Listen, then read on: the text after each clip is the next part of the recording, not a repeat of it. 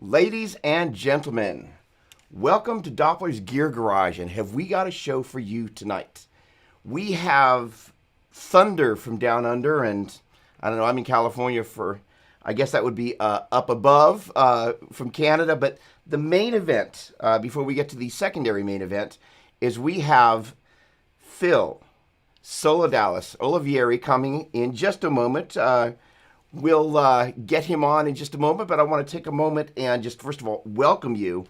And okay, little overview of what we're going to do. Angus Young.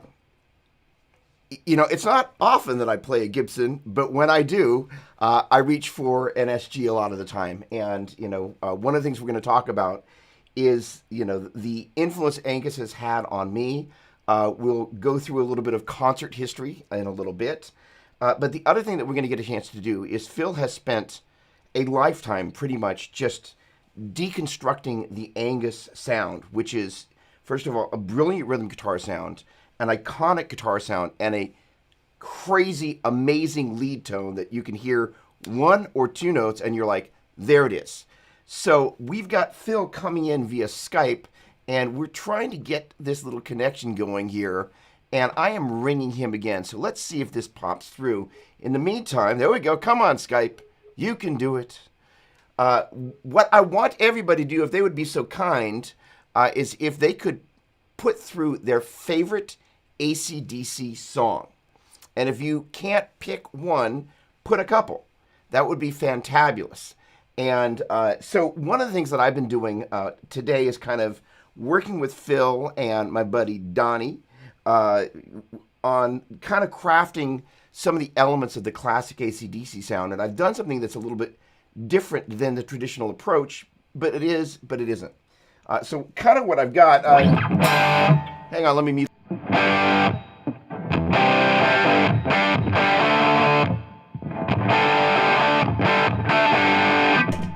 So I've kind of spent some time working with this guitar, and in a bit I'll reveal kind of what I'm using there to kind of get that sound going. And the neat thing is that Phil has worked crafting the Angus sound, deconstructing the albums, knowing the gear, knowing all the nuances of this stuff, and it is nothing short of amazing what he's done.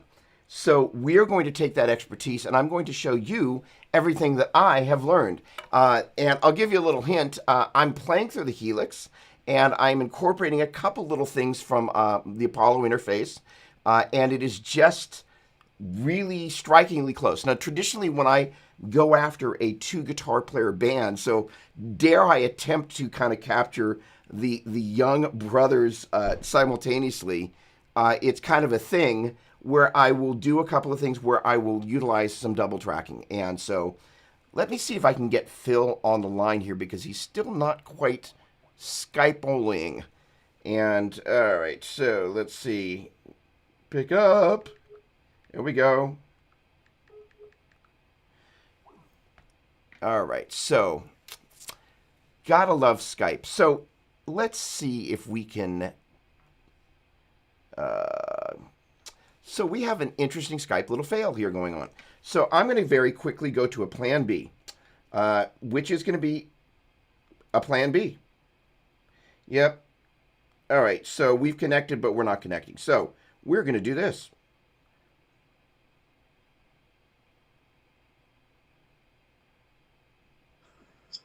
Hey, Phil.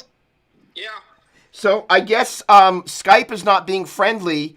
I'm seeing you online, but it's not picking up. So you know what we're going to do? Oh, wait. Hey, everybody. There's Phil. So let's see. So I'm getting you in on FaceTime. Would that be the case? Yeah. Okay, hang on. Let me see if I can't pull you in via FaceTime here. Yes. Because we're getting a connection there. So let's see if it'll pick up that call there. I'm going to grab you there. Let's see if it brings that puppy in. How you doing, my friend? Oh, I'm doing great. Thanks for asking. How about yourself? I am doing phenomenal. And once we kind of get everybody groovy, there we go. There we go. We're doing a video call. We're ringing. There we go. Okay. Okay.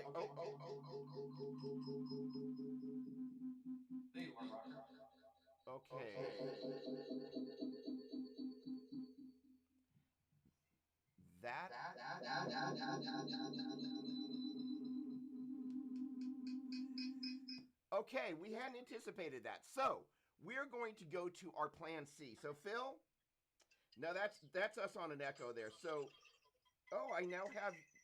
Oh wait. So how do I have you twice? I have you on the same call twice. So what we're gonna do is maybe I can mute my. Hang on a second. So what we're doing, ladies and gentlemen, give us just a moment while we fix this. So let's see what's happening. Is I'm feeding through there, and I know what I can do.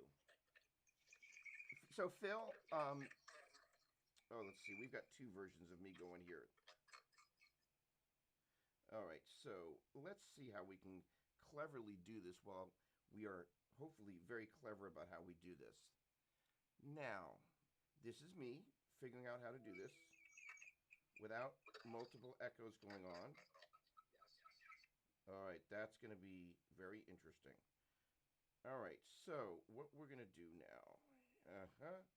So we're not going to do that. So we are going to do this. Very interesting. All right, so let's not do that. Let's go audio. Oh, gosh. So let's see. I want to get rid of one of these guys. We have a double instance of these calls here, and I want to get rid of one. So yeah, close one of those. Close. Yeah, there we go. Ooh, we've invented echo. All right.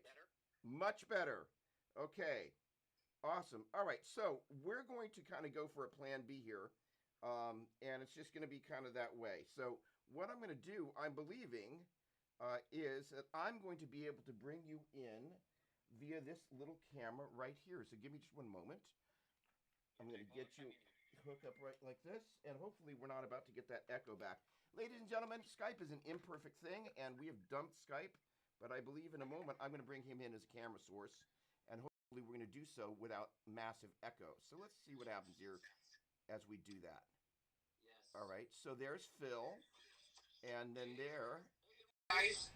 We got a little bit of an echo. Let's see if I can make this work properly. All right, so we're going to add Phil, and we're going to go like this, and go like that. Okay, we're wanting to be here. We're going to go for our 2-up, and we're going to swap one of these out for Phil. There we go, who is absolutely tiny. We're going to get rid of this guy right here for a moment. There we go. All right, Phil, hello. Sure. Go ahead and talk for me. Yes. This is Phil from Southern California. Ladies and gentlemen, tonight, or this morning, depending on where you are connecting with us, because we are all over the world, or we can be. Okay. And especially in this version of ours, which is the online version, we're literally everywhere. Awesome. Okay, Phil, first of all, you are just such a rock star. So you have taken the deep dive, the plunge, you must know Andy Aladort, right? Yes. So Andy Aladort is the only person that I know that is remotely in your league, because what he's done with the Jimi Hendrix thing in terms of chasing the Hendrix tail is inconceivable. But I think you've actually gone further. So what we're going to do is we're going to kind of walk and talk our way through the journey of this thing. So why don't you tell us, and first of all, let me back up a step. First of all, ladies and gentlemen, Phil SoloDallas Olivieri, brilliant guitar player, founded the SoloDallas line of amazing pedals and towers.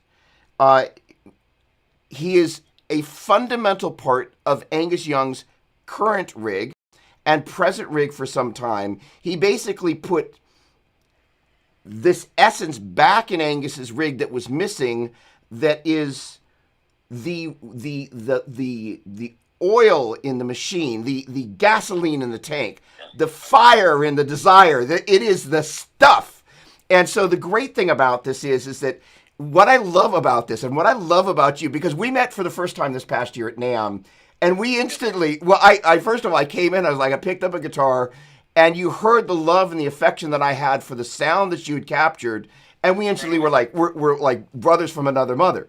So Yes. that said, your quest, it started with a cassette. So let's start there. Yes.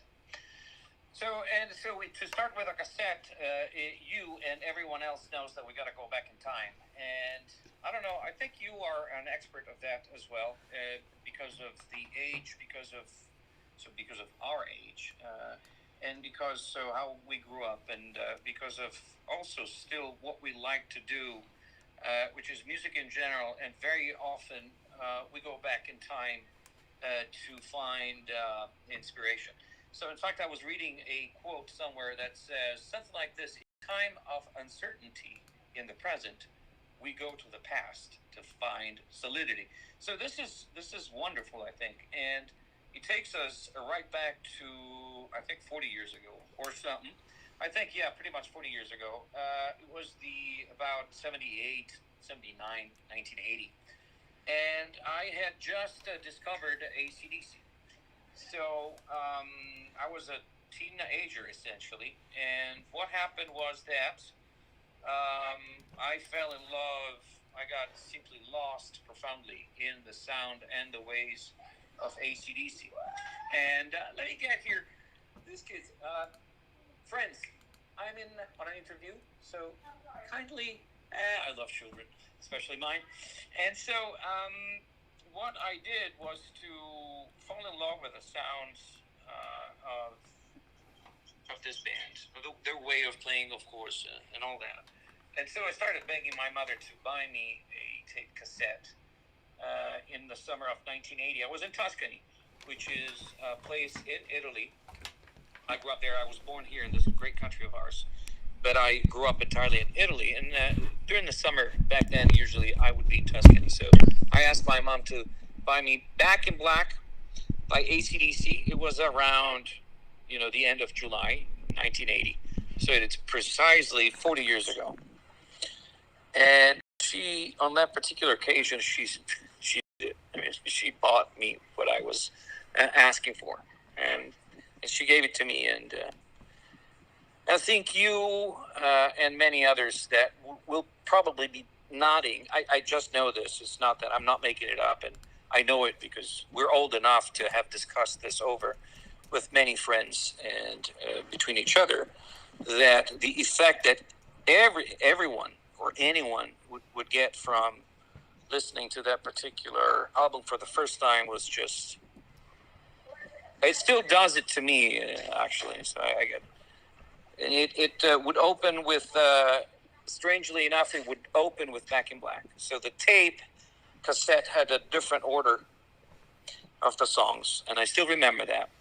And it would open with Back in Black for whatever reason they had chosen that, or at least the Italian version that I think was already with Warner, and I think I remember the label on the tape.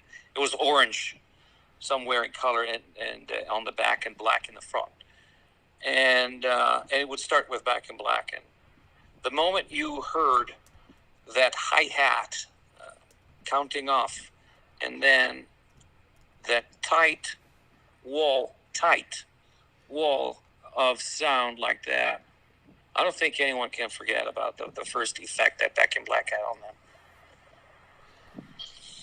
All right, so I get to jump in the mix here. So hang on a second. I got to turn Please. myself back on here, and I got to watch my love. All right, that looks good. So I'm going to pull up, and hopefully it's going to go to the right image here. So I'm going to pull up a web browser, and Phil, I hate to say it, you're not going to be able to see this. Oh, look at that. Rick Beato's joining us. No. Well, he's not really joining us, wonderful. But hang on a second. So that's not the window I want, and hopefully that should be muted. Okay, and what I'm looking for is this right here. Now that is Day on the Green, 1978. So that was, this particular Day on the Green was the very first tour of this band called Van Halen and this young band from Australia called AC/DC. And so the amazing thing about this was the first time they'd ever come to the Bay Area. And so this is me in 1978. Well, I was somewhere in the crowd there, but this is what I experienced. And the amazing thing is, like, for the first time coming to town and conquering the Bay Area, that's pretty amazing. So, that's kind of where the journey started for me. And it's been, it's just been amazing ever since. So, how about that?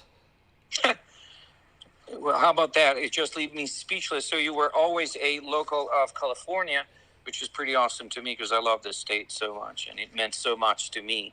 And it was also the first place that I've gotten back to when I flew back to the States after 17 years of being born. I was born in Texas, and I came back to the U.S. the first time in my life, not to live, just to visit. And that was precisely San Francisco. So it is the Bay Area.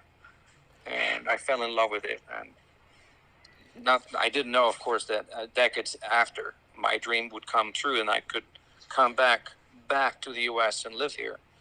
But I know that here in the U.S., you guys, comma, open quote, the Americans, close quote, my favorite people in the world, had access to a number of musical events and just, I mean, music has always been amazing here. You can put it however you want, but it's such a great market, and every band has always aspired to be playing here. So there you have it, 78, you in the crowd, and you're witnessing these two bands. And I think by 78, the funny thing that I'm going to tell you and our friends, I don't know if Ricky made it already, another Italian-American, and I met Rick at NAMM as well.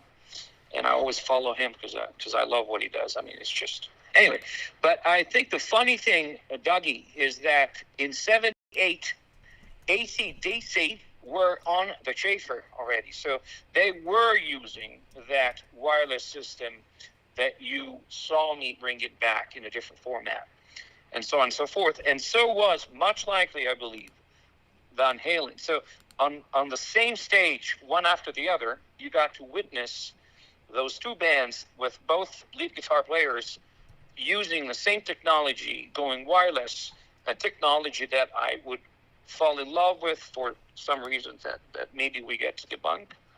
And here we go. So, and I've been told this by my American friends several times, Phil, there you go. It's full circle for you, man. And full Phil circle, you can play around it however we want, but full circle a number of times, because that invention by Ken Schaefer. Kenny, I love you, man. You changed my life and other people's lives too, of course, but damn, that really changed my life, that wireless device. So I'm going to jump in a little bit. Please do. So I've done some peripheral research. The interesting thing is it was the Schaefer Vegas wireless, and I was sitting here and I kind of went, wait a second, could that be the same as in Sherwin Vega? And it was in fact the same company, which I didn't know. So yes. I went out and did a little bit of Googling, and of course Google will tell you everything whether it's true or not. But for those of us that grew up, so the interesting thing is, and I'll paraphrase, and you correct me if I get it wrong, because invariably I'll get one of the pieces wrung. The story that I heard was that basically Ken Schaefer was hanging out with the Stones in New York or London, and they were like, they'd heard about some wireless unit. He was like, well, I can make one. And he made basically a handheld wireless microphone for Mick Jagger. Everybody freaked out. They're like, you got to do this. He went off and made the first professional grade wireless. And so the interesting thing is, as I was on the Sherwin Vega website, they were listing all the bands that they were working with at the time, the Stones, blah, blah, blah, blah. So all of a sudden it made a lot of sense, because one of the things that I always thought about is like, okay, you've invented the wireless. Now what? Do you just kind of show up back at, hey, what's going on, Mario? How you doing? Good to see you. You show up at the backstage door and go, no, it's a wireless. And the people are like, and you're crazy. Get out of here. But yes. The thing is that, Sherwin Vega was a giant PA company. They worked these giant tours back in the day, and yes. They're still around today. And I think they're part of Stanton, if I remember it correctly now. And so the idea is this evolution of this, and then basically, as I understand, Ken kind of got tired of doing this and kind of went, And so and then there were changes with kind of wireless technology, and the thing dropped off, and all of a sudden, you're reading. Hang on, let's see if I can pull this up here real quick. Uh, uh, you're reading Guitar Player magazine, and as you're in Guitar Player magazine, you see this quote from Angus where he's like, "Wait a second, I never use any studio stuff. I don't use any effects in the studio, but I do use this thing." Here we go. Let's see if I can get that loaded. You did get it right. Everything you said is 100% correct. Even a broken clock is right twice a day. So how about that? Hang on a second. There we go. So let's open that up and let me grab that from. I can wait to see you again whenever this thing. Oh, this is going to be great. Yeah. We are gonna have such a good time. Oh, Yes. I'm peeking. By the way, if I get excited and start peeking, you guys got to let me know. I've done a little mic magic here with the shotgun, and boy, am I glad I've got a shotgun tonight. So let's see. Let's jump over here, and we're going to go to Finder, and hopefully there we go. So I apologize for the background stuff popping up, but there is the Angus quote from and I went searching for that, and ironically, you'll never guess whose website it popped up on, but yours. So, and if you're on a mobile device, you're not going to be able to see this. So I'm going to read this. So there's the question, and this is what really started the whole rabbit trail. And yeah, this is what I love. Behind me, there's like, I don't know, 25 or 30 wahs, and I went on a journey of basically getting virtually every wah-wah in the history of the Dunlop and the Crybaby lineage. So, wow. and as you would understand, it's a journey, it's a chase. So let me read this. Do you use any effects? No, I just have a Schaefer dash Vega, and that's what clued me in. I was like, wait a second, Vega, because it's like Serwin dash Vega. I was like, oh, I get this wireless system. For me, it's probably the best. I've tried a few other ones, and they sort of cut out. The further you get away, the weaker the signal. The Schaefer seems to say it seems to keep going even if there are obstructions. I've been outside of buildings and played with that, and it still fires up really well. Okay, heading back to us. So, yes. Guitar players are, maniacal about their tone and our tone. So Yes. as you kind of rabbit trailed, you all of a Yes. sudden discovered, you're like, wait a second, he used this in the studio. Yes. This is a classic part because the 1978 to 1984 window, which I think is the window, correct? Yes. So right in the middle of that is 1980, which is a very special year because that's the Back in Black, or bib, Yes, as we like to say, I guess. And the neat thing is that you indoctrinated me today. So one of the things that we're going to do for all the tone hounds that are out there, first of all, thanks everybody for coming tonight. Such a pleasure to have you here. We're going to walk through what he taught me. And first of all, you have shot some IRs, which are amazing. You shot them with the Era cabinet and speaker correct setups, and with the different mics. And the interesting thing is that Yes, sir. the sound that I came up with, which is pretty close. It's not Yes. spot on, but it's anytime it's a different guitar and you're running a Storm into a Helix for a pair of Plexi Marshalls, you're not expecting it to sound identical. But at the same time, one of the things that we talked about is like, all right, which speakers was it in that era? Which microphone's going to be the closest? Which IR is going to be closest to getting into that spot where it was on there? What was Yes. happening on the 1081s, because they were using Neve 1081s. So basically what I did, and what we'll go through a little bit later, is basically, kind of where I've got the Storm set. And then I ran it into the Helix. I created a preset, and we'll walk through that. That's just a pair of Plexi Marshall models. And Yes. then in turn, I've got a little bit of Verb. Now, the other special sauce of this, and you don't mind if I dish now, because I guess we're there, right? Yes. Okay, the That's thing is that one of the special things about this setup is that there's also the EMT reverb, and that the one that comes with the Apollo Universal Audio Apollo is actually the one that came from the plant. So that would have been the one that you heard on Fleetwood Mac, Yes. Santana. Oh, wow. Oh, that was the EMT 140 in the studio that made all the giant records. So like everybody that came through the plant, that was the EMT that they nabbed. So it's a special deal. However, um, every one of those units was a little bit different.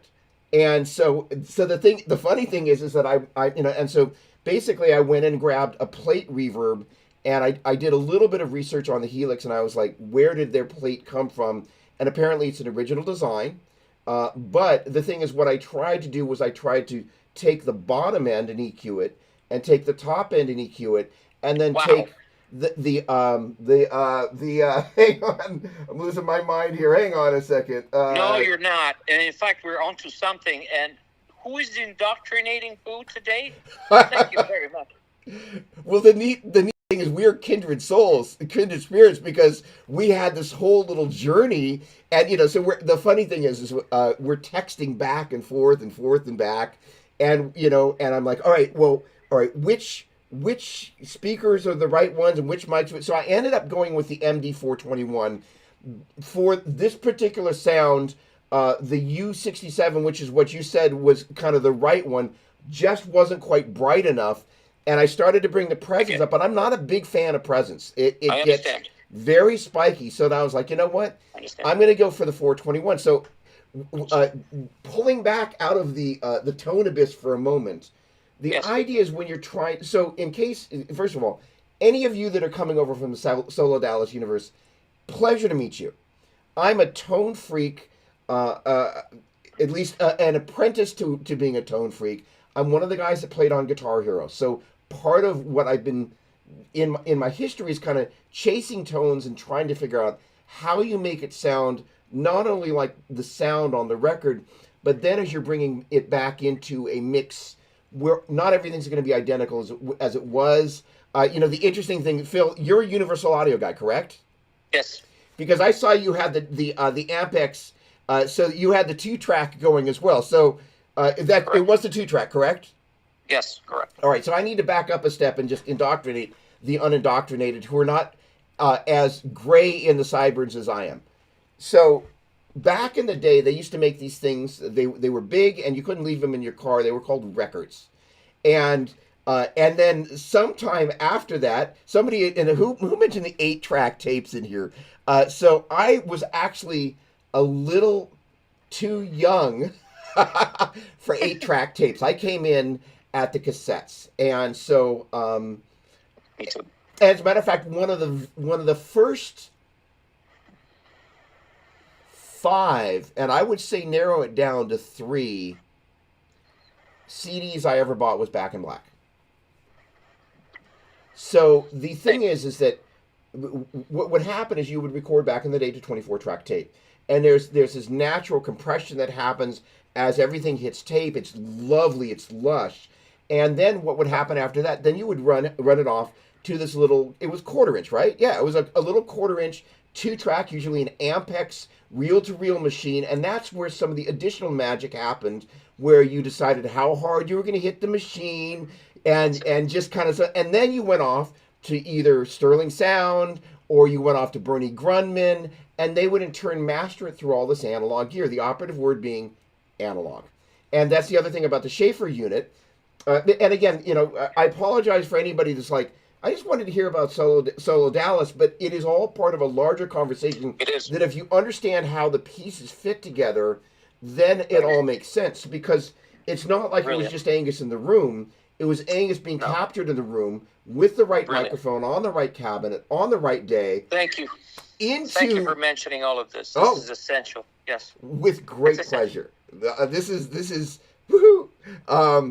And so the idea is then it's interacting with the tape, and all this great stuff. Because the other thing is that then there's what's happening with a stereo bus. So I'm going to give up. So we're going to end up going through all my favorite little UA tricks that I grabbed, and Phil, I'm going to hope you'll do the same. So one of my favorite things is Andy Johns.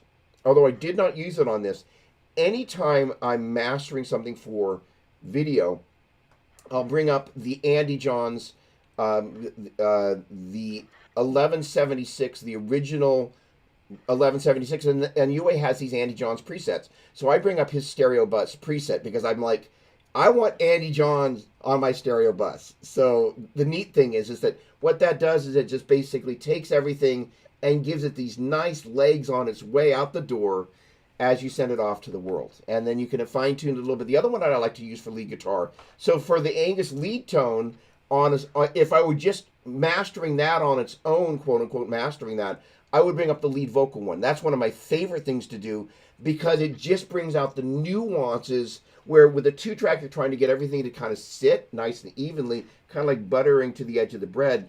But with the lead vocal thing, you're actually trying to bring the nuance of a particular performance out. It's a different strategy. And so the neat thing is Andy Johns is just a genius, and there it is. All right, Phil, I have talked sufficiently. I'm going to hand. No. So what other magic more? So okay, so tell us how you track down Ken Schaefer. Let's start there. Yeah. Yeah, you don't ever speak too much and not sufficiently, and in fact, it's funny. I mean, I'm sitting here, and a couple of times it just gave me the goosebumps. Whoever knows me knows that we sort of go elbow to elbow, especially in these past months. I goosebump you and chills you, because such a time of finding out all this stuff with the people that are interested in this, and I think we should all be interested in this. From the 12 years old kid, which is online today, and that they can learn so much, to the I don't know, there's no limit. There's no limit any way, bottom or top, to the age, and because much of this stuff today can be at least, I don't want to say learned, because then you have to go hands-on and do your experiments, just like you were mentioning with the 1176. That, by the way, it's my favorite limiting amplifier. But at least hear of certain things. With the emulation world that we're in today, how can you not just love to dig in and start to get those plugins from, I really love Universal Audio. It's really my thing, and they know it. But there are also other vendors that are doing other plugins. There are emulations of the gear that used to be used back then, and that today, to my ears, is still the stuff that sounds the way I want it to sound. But this being said, how did I found about the Schaefer? I found about the Schaefer because of the following reason. When I was a little older, which is never, because I'm still 17, I think, but like most of us, but I was a little older, I was financially more capable of doing things, and so I just went back for the umpteenth time to AC/DC. And because I just kept on going back to AC/DC, I listened, and I listened to everything. My friend, for example, Walter Gross from Sony, who I salute right now. I hope he's with us. I think he is. And so he's been putting me through, again, some jazz in these past few months. Question. Yes, sir. That is the same Walter that went to Berkeley and then worked at D'Addario, correct? Yes. Yes. He's just a brilliant young man of our generation that is a self-made man that not only went to Berkeley and learned wonderfully how to play jazz on guitar and maybe other instruments, but also has worked for a number of companies in the music industry and does it with passion. And if there's one person that understands passion, maybe because I'm Italiano, I don't know, because everyone says, "Hey, Italiano, you got some passion," something like that. So I don't know if it's really related to being Italian. I think there's a bunch of us that are nowhere with any heritage in their past, with the exception of Rick Beato, ladies and gentlemen. He's Italian too. He's got a lot of passion. I know that at least some of that comes from his Italian heritage. Is Ricky with us just yet or not yet? I accidentally had a video playing with Rick going. Okay. So, no, he's not actually joining us. He was joining us, but by accident. The funny thing is I might get copyright claimed for Rick. In any case, Who doesn't? Walter is actually in the mix at Doppler's Gear Garage. Walter, what a pleasure to quote unquote see you again. The funny thing is I saw him on one of your feeds, and you gave him a shout out about his playing, and he's playing the ES. I'm like, I think that's the same guy that I knew from Diodario, and I'm like, serious player, went to Berkeley, and now he's in the big, he's hit the big time. So okay, he did.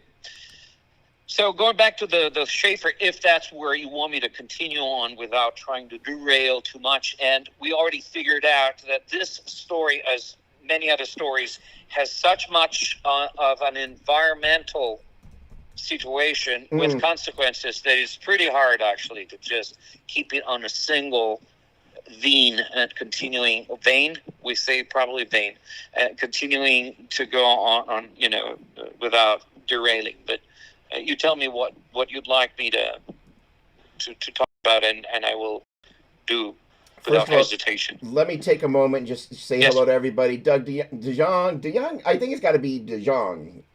Hello from down under. Good to see you, Bobby Valdez. Great to see you, Mel. Hello, Tom. Always a pleasure. Luis. Hello. And hopefully my adjustments on Phil on the phone has worked. Brian, welcome. Thanks so much for joining us. David Marquette, hello. Great to see you. Steve Serena, bro, what's up? Tom Atkins, always a pleasure. Awesome. Gary, hello. Gary Brosh. Brenton, from down under, there we go. Love that. Hello, Richard Doyle. How are you? Hope everything is going amazing in your universe. Okay, gentlemen. So I will do a quick aside. So years ago, I demonstrated for Sean Guitars. And Neil owned a studio here in the San Francisco Bay Area called Gush Studios. And so I used to kind of go down there and spend some time there. And one of the things was that this commander circuit was something that was present in some of the early wirelesses, and it was something that people really, really loved because for guitar it did some very special things. So the one that Neil loved at the time, not in any way to slight the Vega unit, was there was a particular Nady unit. I think it was the 610, as I recall. Oh my word. That's been a couple of decades, but the idea was it somehow gave you some compression, which meant that the highs weren't quite as spiky and weren't quite as pokey, which is a guitar player. We know what it's like to have pokey highs. Pokey highs are bad. Spiky ones are even worse. The spike in the ear is a bad thing. But the other thing is that on the Nady one, if you goosed the body pack, you goosed the output going when it was done with the compress and decompress companding, then you could kind of goose the input into the front of the amp. So it was this nice, it was kind of like you using, it was before there were a million compressors on the market. And in many ways, if I could make an analogy, oh boy, we're going all the way in, it's a little bit like New York studio drums. And so New York studio drums was you would bring up you would compress the daylights out of the entire mix, and you'd put that stereo mix right next to the one that was uncompressed, and you'd get a blend of them, so you had the grab of the compression. Tell me if I got it wrong, but that was what I had heard what the New York stereo drums was. And so you've got all the grab and the tightness, which generally also accentuates certain things. But then you've got the looseness of the air, and you would blend the two together. And so I think one of the things that you got with a great compressor, like the Keeley 4-knob compressor, is that you get this kind of ability to add air. You're grabbing, but you're letting go simultaneously. I think that whole thing, and then with a compressor, sometimes you'll just beam the front end of the amp, and the amp goes, ugh. But it's one of those special things because you're compressing it, and then you're hitting the front end of the amp harder. You're getting a little bit more drive, and you're overdriving that first tube in the amplifier. So it's really kind of creating an extra gain stage. Yes. Okay. So with that said, you said it right. Okay. Better than I could say it. No, I'm just regurgitating it. But I'm regurgitating what you said. But all right. So the interesting thing about this is that so you let's flip it around for a minute because at some point Mike Fraser will be joining us, and I Mikey. want to be nimble enough such that when he jumps in, that we can grab him and just kind of tether to that. So what I want to do in the meantime is I want to talk about the IRs you shot because I think it's ironic that we've come from this very analog thing and all of a sudden we've flipped it around 180 degrees and you're like, I'm going to shoot some IRs. So first of all, they sound great. Thank you. Second of all, I love the fact that I had the best tech support in the world, which I'm like, which microphone would you suggest I start with on which cabinet? And then which what position would you suggest starting in? And just, so I'm going to let you talk about Yes. all the things. And I realize, that some folks, well, okay, so here's the thing is that these are, tell, if you will be so kind, which cabinets and which speakers were used on which records in combination with which microphones and kind Absolutely. of, with your knowledge, which placement. Yes, of course. So this is essential, and you're going to have to stop me because I can talk about this for 3 days, probably more, and I usually do. So, Dougie, you tell me, you give me a signal when it's too much, and also I'll try to summarize actually for just ease off to ease the learning process forward because it's really simple. First thing I like to say is that I like to mix very much what we have today, which is the analog plus the digital. The good things about the digital, I like to use them. So whatever is working and is being developed as of today, that it's digitally not sounding digital, and that's interesting, which is emulating probably the high quality, high end analog stuff of yesteryear.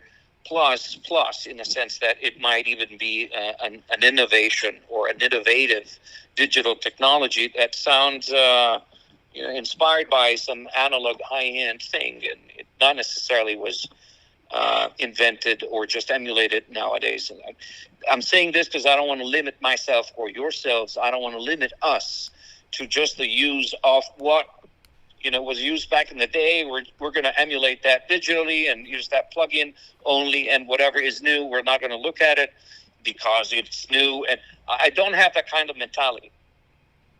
I love to experiment with everything, and even more now than ever before in my life, because all of the adventures that I've been living with the Schaefer discovery, and after that, so it's just, and plus because of the technological progress that the music industry keeps on getting and giving us. So there's no way that I'm stopping, discovering things and trying out stuff.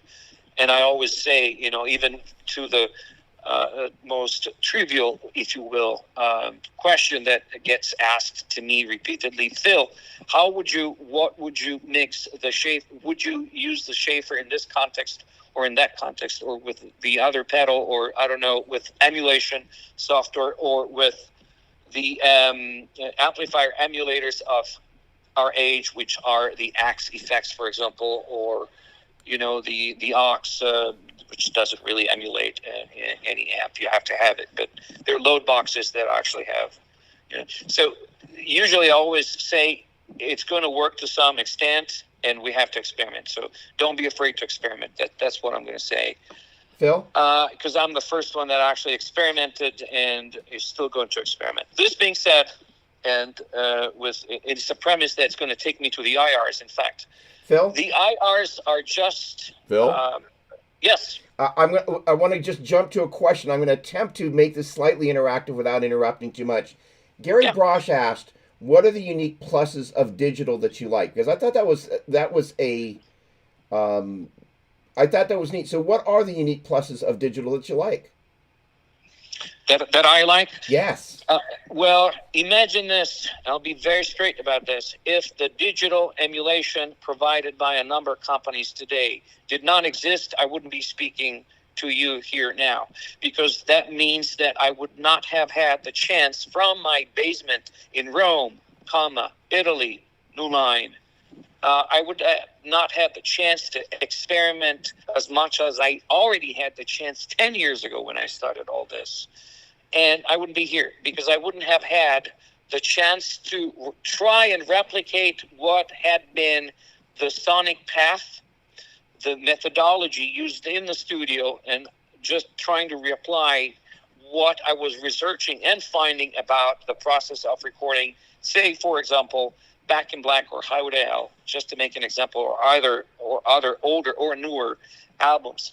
So you have to have a certain number of equipment in place, which is a microphone preamplifier, which you're going to connect to the an actual microphone when you're using the microphone. Now, I used to use microphones because I was so afraid that I was not going to capture what was essential to me in order to tell, all right, this is the sound, or no, this is not the sound.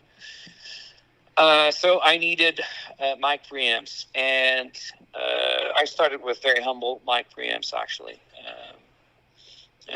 which were half digital, half analog.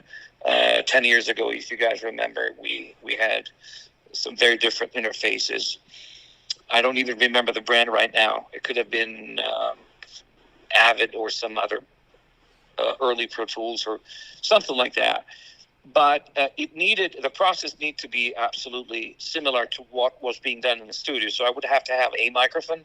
And I always chose the large diaphragm microphones because I learned that was Tony Platt's preference. So we just introduced this name now, Tony Platt. Who is he? Do we want to talk about it briefly, Doug? Yeah. Because I met Tony as well during my research in London, and then we kept in touch somehow. Tony Platt is one of the most brilliant sound engineers that ever was there, and I encourage people that have not heard this name and are listening to us today, I encourage them to go on Wikipedia or Google him immediately. Tony Platt, Tonyplatt. Thank you. He's a British gentleman that pretty much from the probably the early 60s onward, or the mid 60s probably, was a young fellow back then, and he was just shoved into the studio and became, as an apprentice, as most of the sound engineers and producers. All of the sound. I got to be quiet.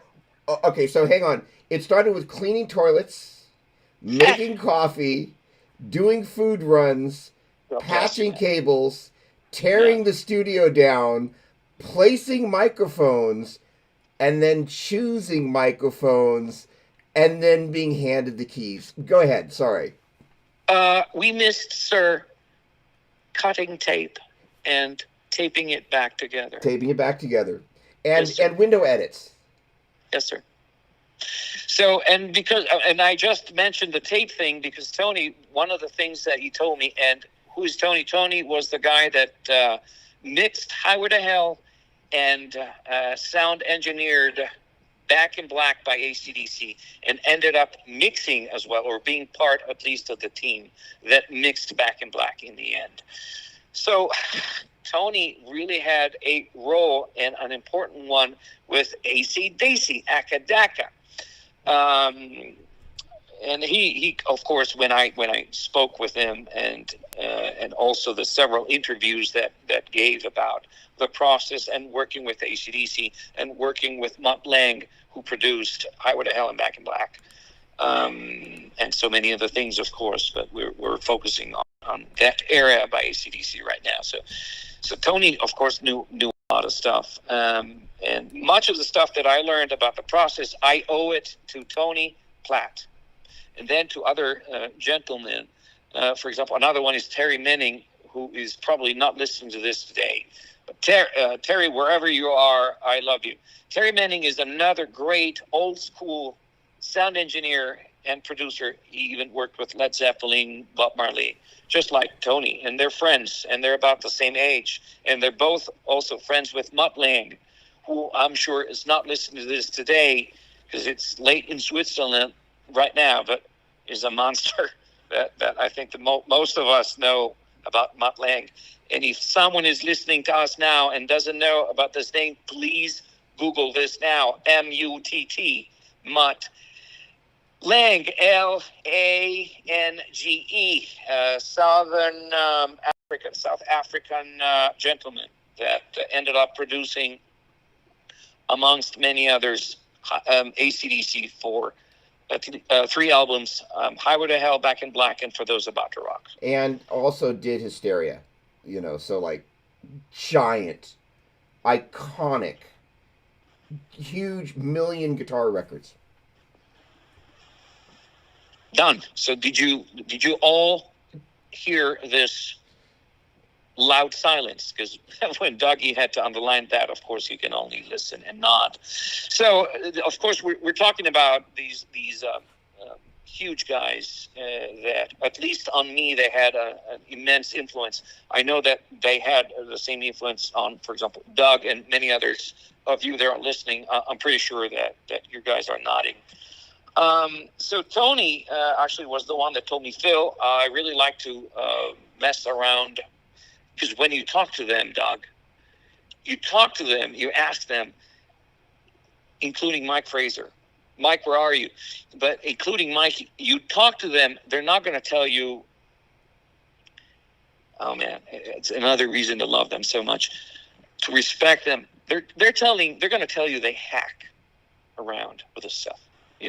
They listen and they hack the stuff out. Of course, there's a whole lot of knowledge. They just assimilated that knowledge, and they're not going to tell you and make it plain to you that they're not going to display their knowledge in ways that are unpleasing when they deliver that. And so it was with me and Tony, for example, at the Air Studios when I met him many years ago. During this research, I flew to London because I wanted to know more from Tony. How did you place those microphones for Back in Black, Tony? And so I was looking for secrets, something that I could get away with and run with it. And yes, I found a recipe, and wow. And Tony said, Phil, I mostly used, and he already said this in several well-documented interviews, for Back in Black, I used 2 specific Neumann microphones, a Neumann U67, or several of them actually, because there were several of them at Compass Point Studios at the Bahamas, and several other Neumann U87. And we're talking about both the vintage versions of them. The U67 is a tube-operated large diaphragm microphone. And the U87 was the next version that didn't have the tube in it, and it was so essentially a FET type of microphone. And he used both to track the guitars on that particular album. So when I asked, how do you place the mics?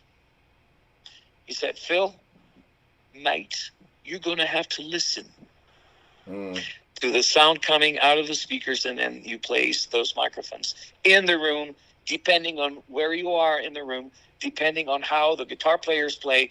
So I understood right away 2 things. First, he doesn't want to tell me.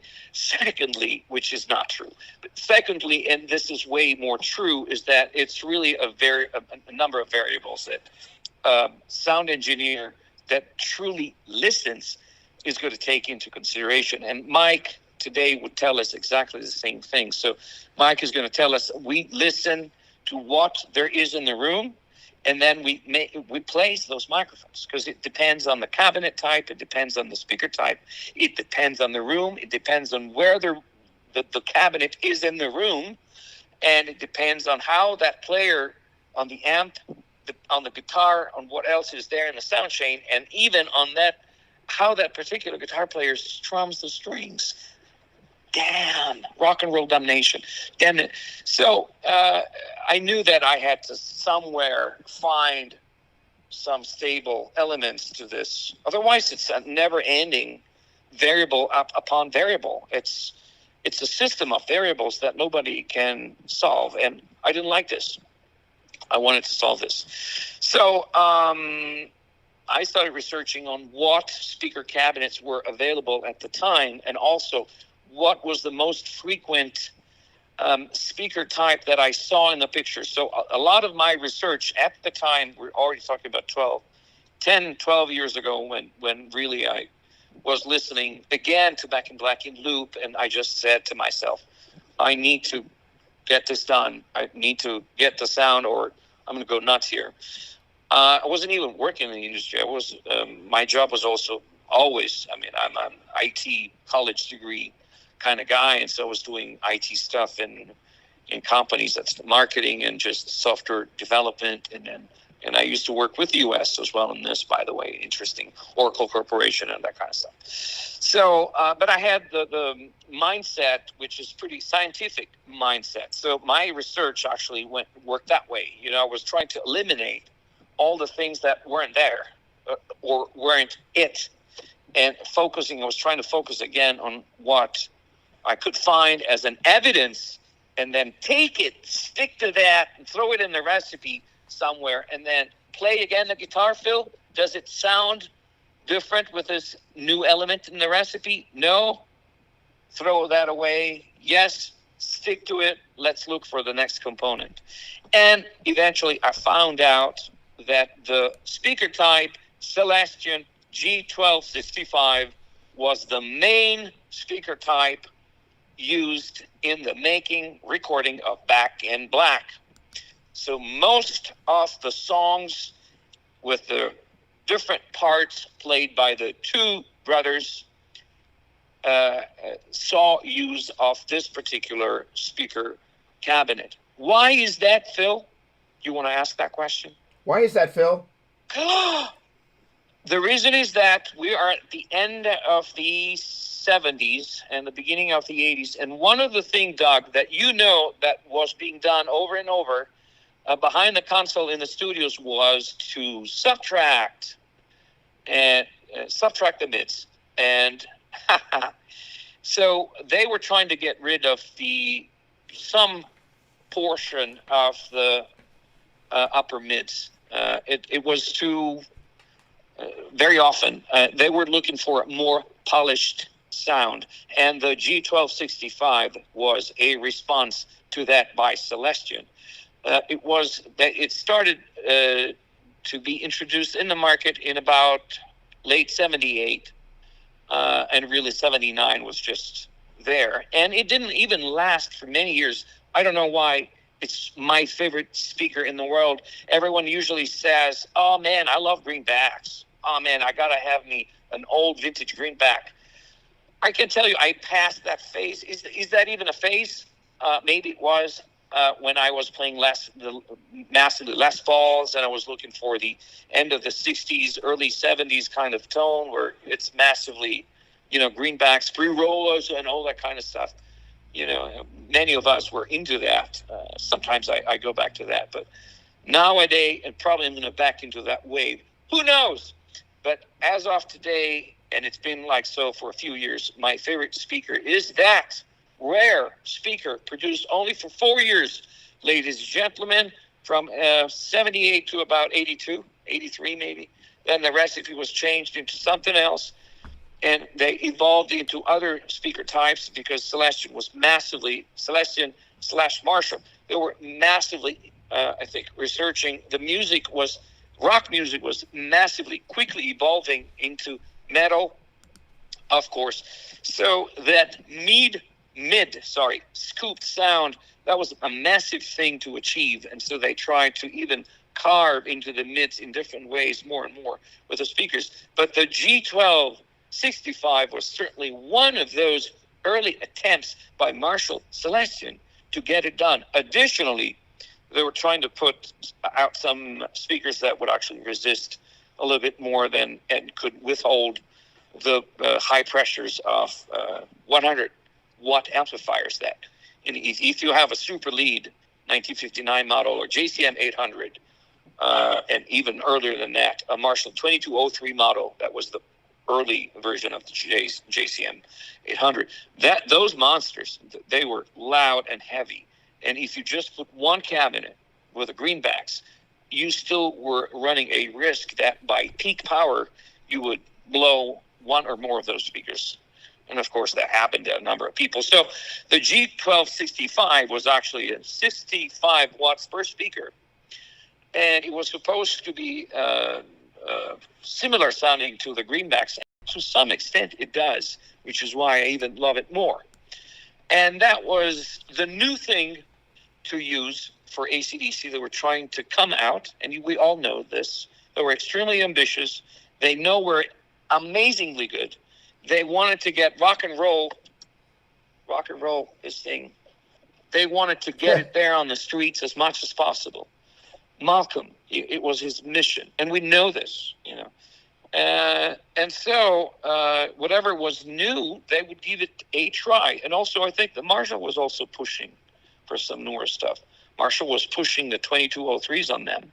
We know that. That's why they had them, those 2203s, which for a long while I thought that those types of amplifiers had characterized, much more the sonic history of AC/DC.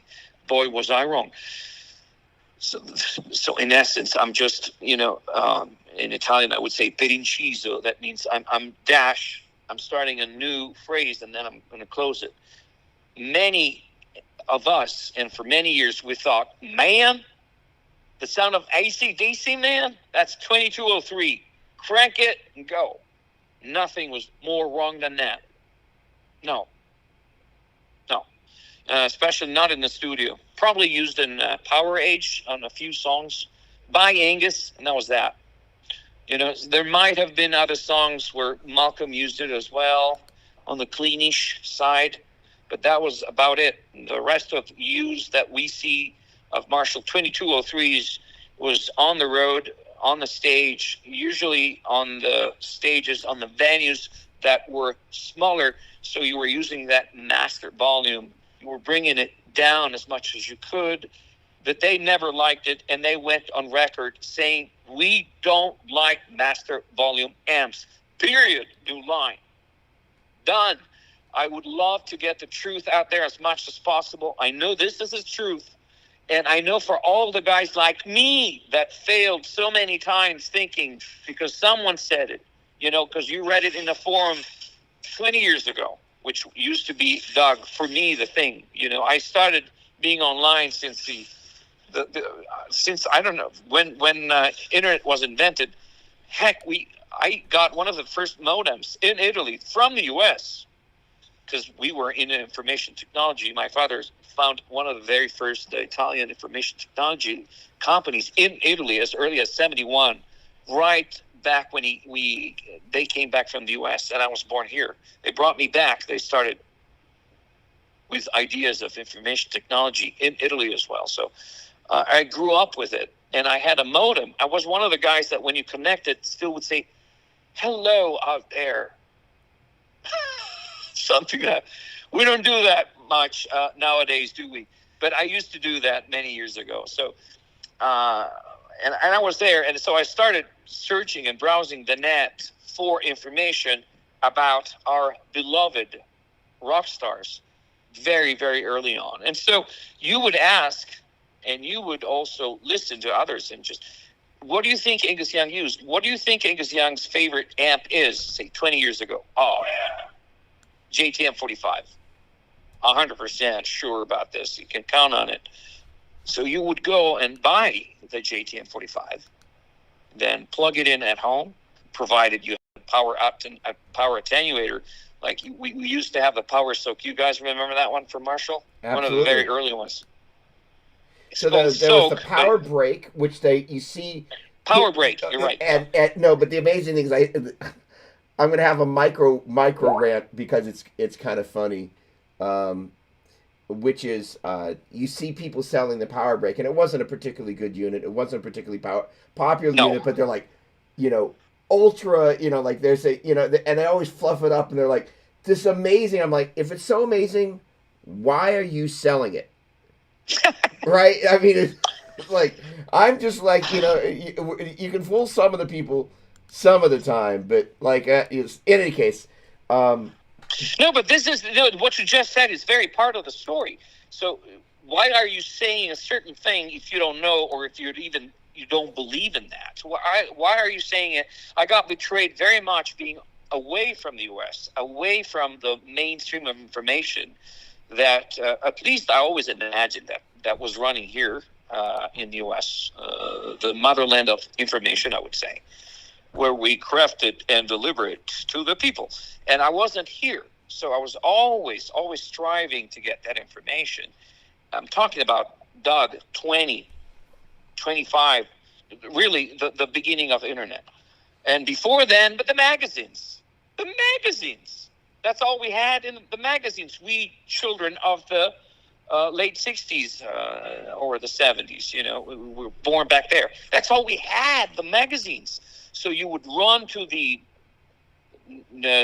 booth, to the news magazine booth. How do we call this in English? I don't know. Newsstand. No, newsstands. I believe there's still some out there in New York.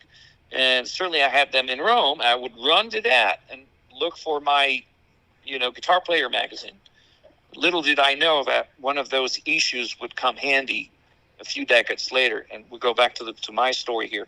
But the point is that, Doug, friends, I was looking desperately whatever bit of info I could find. And as soon as I would grab something, I would stick on it. So the G1265s, man, when I found it, did I find it? Was it confirmed by anyone in the studio? Yes, by Tony. He said, Phil, yes. We had both greenbacks and 65s there. And he told me that, and he also went on record saying that they have a very different way of breaking up with the Marshall amps. Because he said that whether he liked them or not, that stays with him. I don't know. It didn't specify to me. What I can tell you is that because I hear them so much on Back in Black, that's what I love. And Phil, how did you really discover that that is what was used massively on Back in Black versus the greenbacks? How dare you say something like that? Well, I challenge anyone with love, and I would love to experiment with other people but please, let's try together. Let's get those amps running, run them through. So we know that they used super bass, super lead, and I discovered a JTM 50 for Angus on Back in Black. So let's plug those in on the two speaker cabinet types that were available in that time. One is the greenbacks, the other one is the G1265s. And by the way, yes, we can see pictures actually dating back to 1980 of Angus with the G1265s, even with the cabinet cloth. Hey. I know who that is. Yeah. That were available in that time. One is greenbacks, the other one is the G1265s. Let's see if we can get Fraser in here. Hang on. Waiting for video. Let's see if we got video. There we go. The man. What's going on? I know who that is. Okay, so the thing that I've got to figure out is how we don't have this echo. I've got Phil on my iPhone. Could I be so rude as to ask you to put in earbuds? Here we go. The man. What's going on? I can do it too. I know who that is. Okay, so Mike, can you hear me? The thing that I've got to figure out is how we don't this echo. Mike. Phil on my iPhone. Can you hear me? What's going on? Phil's is cranking it out. Mike, can you hear me? Hey, Phil. I can't see you on this screen. I don't know. There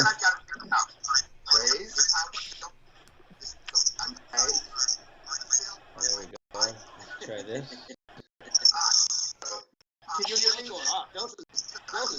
Okay.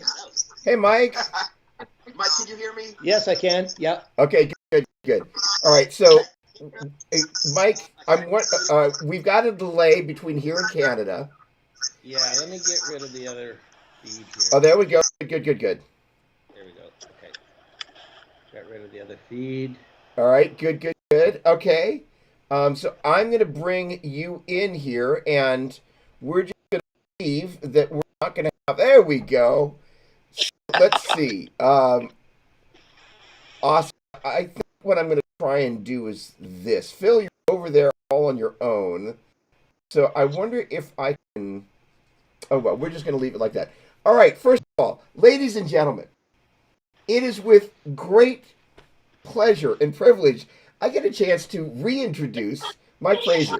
He is a brilliant producer, engineer, and is the only person that I know that's worked with Joe Satriani, Jimmy Page, and Angus Young. Like, that is like, if you're looking for cred in the guitar world, that is pretty much impossible to top. So, and, you know, so. We gotta throw in John Sykes and Eddie Van Halen in there too, because those two are not too slouchy on the guitar either. You have to throw them in there, and I'm adjusting your level here. And let's not forget Kirk Hammett and James Hetfield while we're at it.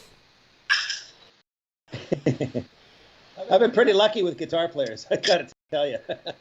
You have been awesome. So what a pleasure to have you here. And so we've gotten to this point. By the way, Phil, if you talk, can Mike hear you? He should be able to. Let's check that. Yes, I want to try that. Mike, if you hear me, Yep. I'm so happy. So happy to be connected with you. I can't see you, but I can hear you. Okay. So Mike, the unfortunate part is that so his Skype connection didn't come through, so you're on Skype and he's on my iPhone. Okay. No worries. And I've got the shotgun right like this far from the iPhone. It's about the most hilarious thing ever, but it's working. So it is. We make do. We were in the long version of talking about how he went approached doing these IRs that he's done based on the G1265s, and that particular speaker, it was a a lot of people have a lot of love for the greenbacks, and then the people that like 75Ts. And the thing is that when you're working with Mr. Satriani, my guess is much of the time, but not all of the time, he's got the 75T. That's the cabinet that the JVM 410JS was made to be paired with. So I'm going to jump in for a second here and just talk. Peter Stapfer is one of the two Peters involved in diesel amplifiers, and one of the things that he gave me a dissertation about was really want to, when a cabinet is paired with an amplifier, much of the time the designer really went to great lengths to make the right cabinet.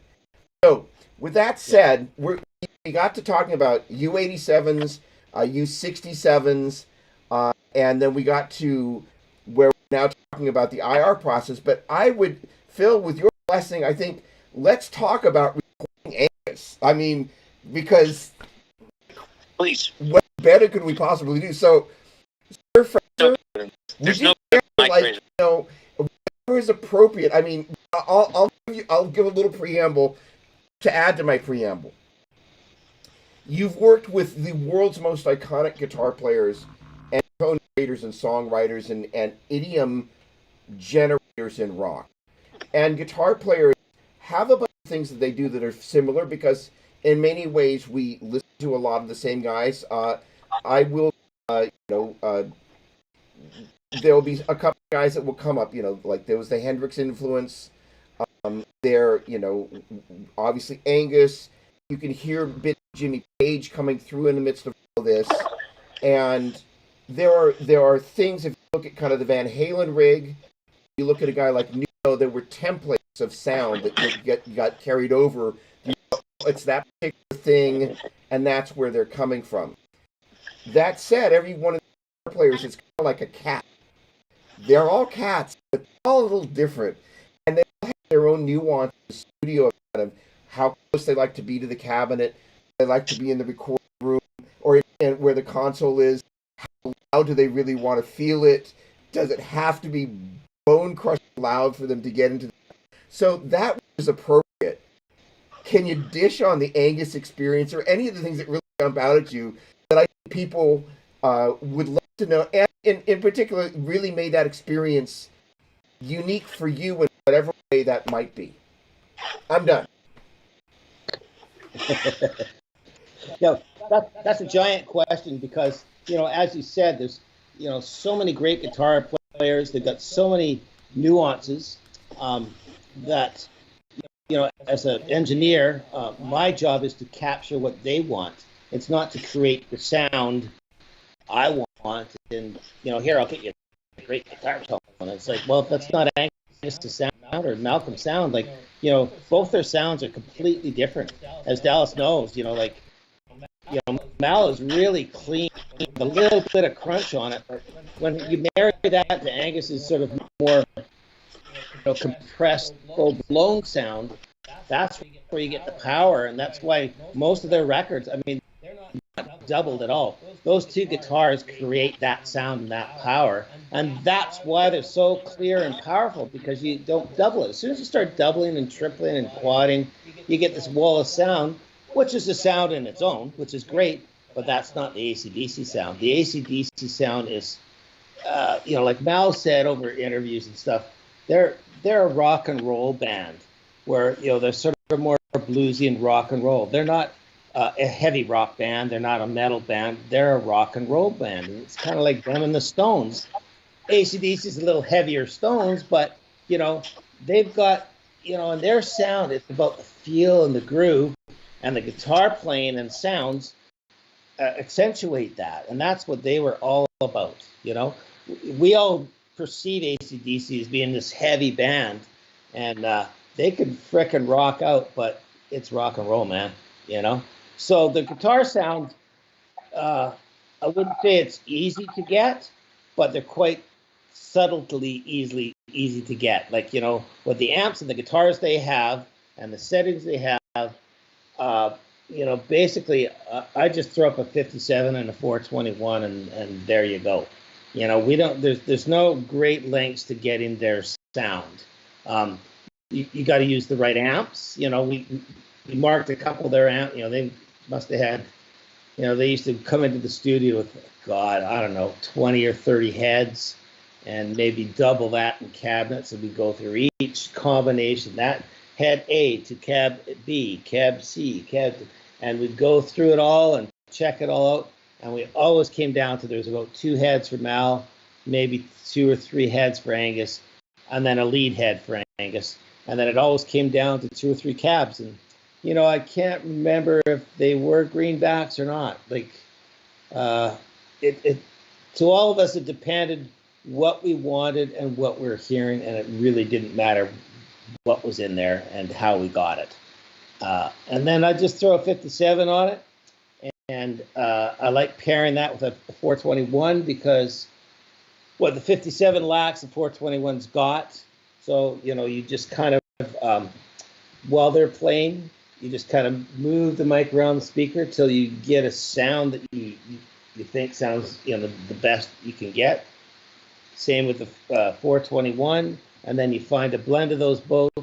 Very little times I have to add any EQ. So, it's just sort of flat 2 mics onto 1 track. There you go.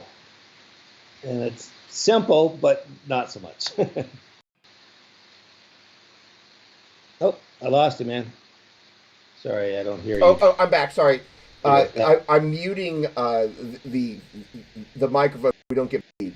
Thanks for the heads up. That could have been awkward. Do you find that when you place the first microphone, you like to place the other microphone on the same speaker, just such that it's 1-to-1? No, what I usually do is before placing the microphones, I'll go out and I'll try and listen to each speaker because each speaker sounds a little bit different. So I'll try and pick the best speaker and throw the 57 on that. And then sort of the next best speaker, I'll throw that on that. So sometimes it's the 2 top, sometimes it's top and bottom. Like it just depends. So you really got to watch phase. So when I place the 57, move it around, I get that sound. Turn that off, put on the 421, get that sound, then turn them on together, see if you can get a blend. Sometimes it's a bit weird, so what I do is I'll flip the phase, and if they almost cancel each other out, then you're sitting in a great spot. You know, sometimes if you want a little bit more throaty sound, you want it a little more out of phase, so you'll move one of the mic so it's slightly out of phase, and you kind of get this coney kind of like, right? So then you can find the phase of that. And I know, like a lot of their earlier records, the guitars are a little more throaty, and I suspect that's what it was. There's, you know, some sort of out of phase mic on it, but that was the sound. It's not wrong because it's out of phase. That's the sound, you know? My jaw was like, because, you know, I mean, this is why you do what you do, and you know, because the you know, for those of us, everybody has a bubble, right? And for those of us on the outside of your bubble, we would presume, oh, the phase always has to be perfectly aligned and blah blah blah. No, but like my jaw was like just in shock. And you know, the same thing is kind of classically the photo is always like 5 million mics on the same speaker, and it's like, we just found the one that sounded the best. And I am curious to know, when you're placing the 421, are you thinking about how much are you thinking about the 57 as you're placing that 421, or are you just thinking, I just want the 421 to sound right, and then I can balance and blend as I need to? Well, I mostly want each mic to sound the best positioning, but with experience, I also know that with the 57, you get a lot more of the body of the sound and the punch. 421s typically are a little bit brighter, so that's going to attract some more of the bite and the pick noise and the string noise.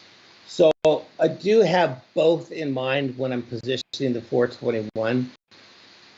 But ultimately, like, you want them both to sound good, because sometimes, you know, when you find the best position for both, and then when you're blending them together, you're turning, you know, the 57 up on a fader, or you're pulling it down, turning the 421. You're trying to find the blend, and sometimes you lead with the 421 because it's just got that thing you're looking for, and the 57's adding the body, and other times you go the 57, and even some sounds, especially for lead, sometimes it's just the 57. Forget the 421; it just gets too harsh and too bitey. Like, you want a warm, bitey guitar sound, kind of. And it's a bit of an oxymoron, but you know, that's kind of what you're looking for. You want this warmth that just draws you in, kicks you in the gut, and rips your face off at the same time. You know, you want it all. Do you put a high pass at 100 somewhere to get rumble gone, or do you just kind of feel that out by ear? I feel it out by ear. All the records I've done with them, we've always done it analog. Now, for sure, the last 3 or 4 records, yes, we've gone to Pro Tools, but you know, the drums, everything, all the basic tracks hit analog, and then we dump that into Pro Tools. But when I'm recording the guitars, because I'm doing a 2-mic system, I'll record it on a 1/2-inch 2-track and bounce that through. But I'll also record the live delay track so that when we're listening to it, there's no delay off the 2-inch. But when I put a compilation, or that's the take, I'll grab the analog tracks and adjust them up, because they're going to be delayed to what the delayed stuff. So everything on AC/DC is recorded out. Every single thing, right to the last record, it's always analog, because that gives you your warmth. And I don't know, we're analog people, man. Like, someone told me this great analogy. You're sitting in a classroom, and you, or an office or whatever, you've got all these neon lights, right? And it just gives you a headache after a while. It's just so bright, and just sort of Well, what's actually happening is those neon lights, because they're gas, they're flickering. And, they're flickering so fast you can't see it, but your brain sees it. And it's the same thing with digital. It flickers so fast between 0101, your brain hears it, but your ears don't hear it. And that's why digital sounds so harsh. But with analog, we are analog people. Like, we're not digital, we're not robot, and that analog is what makes, arguably so. We've over the years found how to make analog sing for our souls and for music, but it hasn't been beaten yet.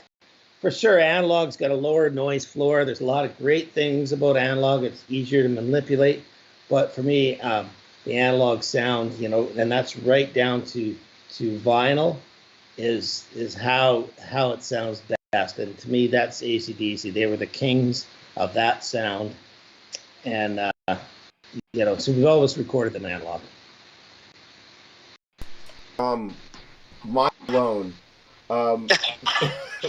Phil, what you got? Otherwise, I'll have 20 more questions, but we're not paying you enough, Mike. It's very clear, because that was like, it summed up a bunch of the conversation that we had about the analog stuff, and both Phil and I spend, I tell you what, we talked about a bunch of stuff. Phil, what you got for us, babe? Well, Mike and I, Mike is helping me with those small, nice things these days, and it's going to be a little surprise that we'll publish a little later. And I will see, and I will meet Mike in person soon. I wish this could have been that chance. He already knows. I told him a million times. Unfortunately, Canada has its borders closed, so we can't get to Canada. Whatever is in Canada stays there. But I have probably 1 million questions for Mike, and I will ask him 500,000 when I see him. Now, there's one thing I would like to ask Mike is how much the band was ever so aware of the technicalities that are going in the studio and the recording process. How did Mike, what Mike did think about the awareness of AC/DC as a band in a recording studio? Well, Dallas, 100%. They were there, present, and very much a part of the sound and what was going on. Bruce and I got involved with them at Razor's Edge level. So, we've got all those great iconic albums before that. And, in the Bond era, especially, it was all the brothers with George, So through those years, they developed the sound they wanted. That's where Mal, got a hold of his Gretsch, and they married it to the SG. And they developed that sort of clean Malcolm and dirty Angus, and all we need is two guitars. We don't need to overdub all these guitars. So that's where they developed the sound. So they've been very, very precious and held on to that. And I think right from the day one with Razor's Edge, like when Bruce and I were involved, they had the whole record pretty much recorded with George. And I think there's a sickness or something in the family, and George couldn't finish off, so they wanted Bruce to finish it off. So basically they hired Bruce to, we just needed vocals and some lead guitar on it. The band came into Vancouver. Brian sang maybe one song, maybe two songs, but it was apparent that on one of the songs we were tackling, it wasn't in Brian's key, so we had to change the key of the song. So we re-recorded the guitars and bass to change the key, and Mal went, "I love that sound." He says, "Whatever you're doing," he says, "you get what we are." So re-recorded all the rest of the bass and guitars on that record. And I think that's why I was kind of pulled into the fold, because I get what they were trying. I wasn't trying to change it. I wasn't trying to make it Mike Fraser's guitar sounds. It's like, I was an AC/DC fan, so I was like, well, this is what it should sound like. And I don't, when we're getting the sounds, I don't listen to old records. I'm like, oh, no, that's that and that. Oh, man, that sounds really good. Let me put the mic here. Oh, I love that. And, they just sort of brought me into the fold, and you become part of their family. And that's the kind of band they are. Like everything's about family. You know, they're just really, you know, old school. You know, a lot of their crew has worked for them for years and years and years because that's what they are. So I just kind of got their sound. Every time in the studio though, and you know, it's especially Malcolm was on your case, like, I think that guitar sounds a little glassy, mate. Oh, I think we need a little bit more. Like he's always pushing you, you know. Angus as well, but Mal was more the guy, and you know, if Angus is having a problem with his sound, he goes, Mal. He says, yeah, what's going on with this? He says, I don't know, Angus. He says, it sounds a little bit, you know, like it's a little too compressed or it's a little too something, and then we tweak it. So for sure, they were always on looking over your shoulder and saying, no, this is how it needs to be. This is how we want it. Because all the records that I've done with them in the studio is pretty much live. Like we don't do a lot of overdubs. So what you get is what they did. And the sound to them's got to be right for them to react to it, because you're not reacting to 40,000, 60,000 people. You're reacting to two old farts in the control room, and you know, you got to be on fire. So for them, it's their sound. And when their sound was, man, some of the jams that we'd have in that studio were freaking awesome. When those guys are on fire, they're on fire. All right, I got to jump in. So, how much of the band? Where does the band? Do the band hang out in the live room? And do they ever track without earphones on, just kind of playing as a band, or is it always? I mean, traditionally everybody's got phones on, and these days there is probably going to be a click. As I was kind of hanging out, I started to work up one of the songs from Back in Black, and I'm like, the time's moving ever so slightly. There's not a click, but they've got a feel of way. There's not a click on there. So, if it's, you can answer this, and if you can't, I totally understand. Was there a click? Do they use headphones, or are they kind of like just play and we'll bring the vocals in afterwards? Very good question. There's never a click. Sometimes, you know, when we're working on tempos, and one of the songs always, you know, everybody starts playing, it always went a little bit too fast or too slow. So what sometimes we'd do is we'd run a click. They'd run through a chorus with the click. We'd cut the click, Phil would count out, and away they went. Like there was never any click to the thing. But, you know, Phil is a freaking metronome. When he's on it, he's freaking on it. And that's where their swing comes from, is Phil. And when he's feeling where they are, where Mal is, because Mal's really setting the, you know, the tempo and the feel. But when Phil gets that swing, Mal aligns with that, and Cliff gets on the bass on that. Then it leaves all this room for Angus to do his stuff on, and that's the magic to AC/DC. Is when they align, it's like, wow. Phil? Can you hear this loud silence on the other side, Mike? On all of the sides that are opposed to you today, can you hear this loud silence?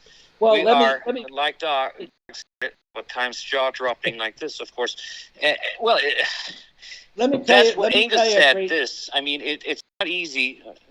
It might be simple, and I always say simple ain't easy. But Angus said, you know, what we do is that we play together. Oh, man.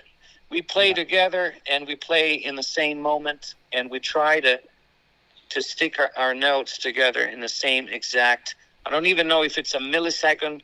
I don't want to call it a millisecond because it's too precise, and it's counter analog. And instead, I'm an analog person, just like Mike was describing earlier, you know. And I use the digital as an emulation of the analog. So that's what I said before. And I still live in that world, and I know that I'm going to die there. So, but you can't add anything. I don't know if Mike can a little bit further say about the earphones or not. That's a technical question. I'm also interested in that one. Well, no, they always use headphones. You know, for separation in the studio, we're going more for that. So, you know, you take your phones off, and when, you know, Phil's out there banging away and the guitar cabs are off, and, you know, little ISO boost, all you're going to hear is drums, and Phil is just banging so hard that sometimes even with the headphones, especially for Cliff, bass players always have the toughest times on headphones because they don't really reproduce that low end and as loud as what you need.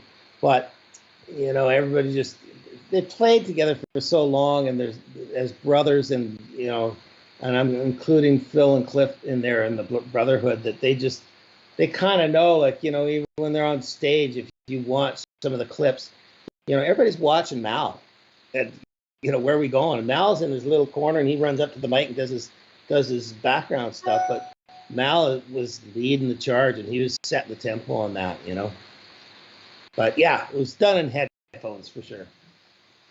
We had a great question. Does Angus stand still in the studio? It's hard to imagine him sitting down whilst doing that thing. That's a great question. Well, you know what's crazy?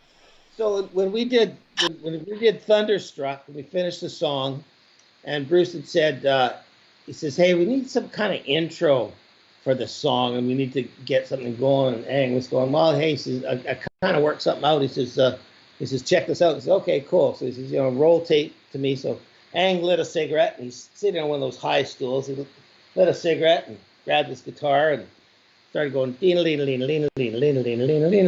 right? So I'm like, "Oh, fuck yeah, that's cool, okay." So we're recording, and then we hit the verse, and Bruce is like, "Okay, well, we're past the intro now, but keep, he's telling me keep going. We hit the chorus, Ang's still going, still. So he played that, and that was one take, and he played it all the way through the whole song. It was only supposed to be an intro, and he played one take through the song. By the time he was done, his ash was on it like that long, and that's hard to do without bobbing your, like, when you're not bobbing your head, like. So he sits there and just does his thing. Like, he's, when he's live, he turns into a different character. But in the studio, like, he plays like crazy. But he's like sort of, I wouldn't say a laid back, but he's a laid back, nicest guy. And he just sat there the whole time, and his ass was like that. And then he flicked his ass off and said to Bruce, "How was that?" It's like, fuck, there's the song, So in the mix, we obviously, up here and pulled it down, but it's playing all the way through the song, and that was one take. We never did another take. That was it. Phil, what you got for us? Come on. Wow. I don't have anything. Wow. Just bow. That's all. I remember Angus mentioned that for Thunderstruck, he might have had the suggestion of having some strings taped so that they would not interfere with the difficulty of that thing.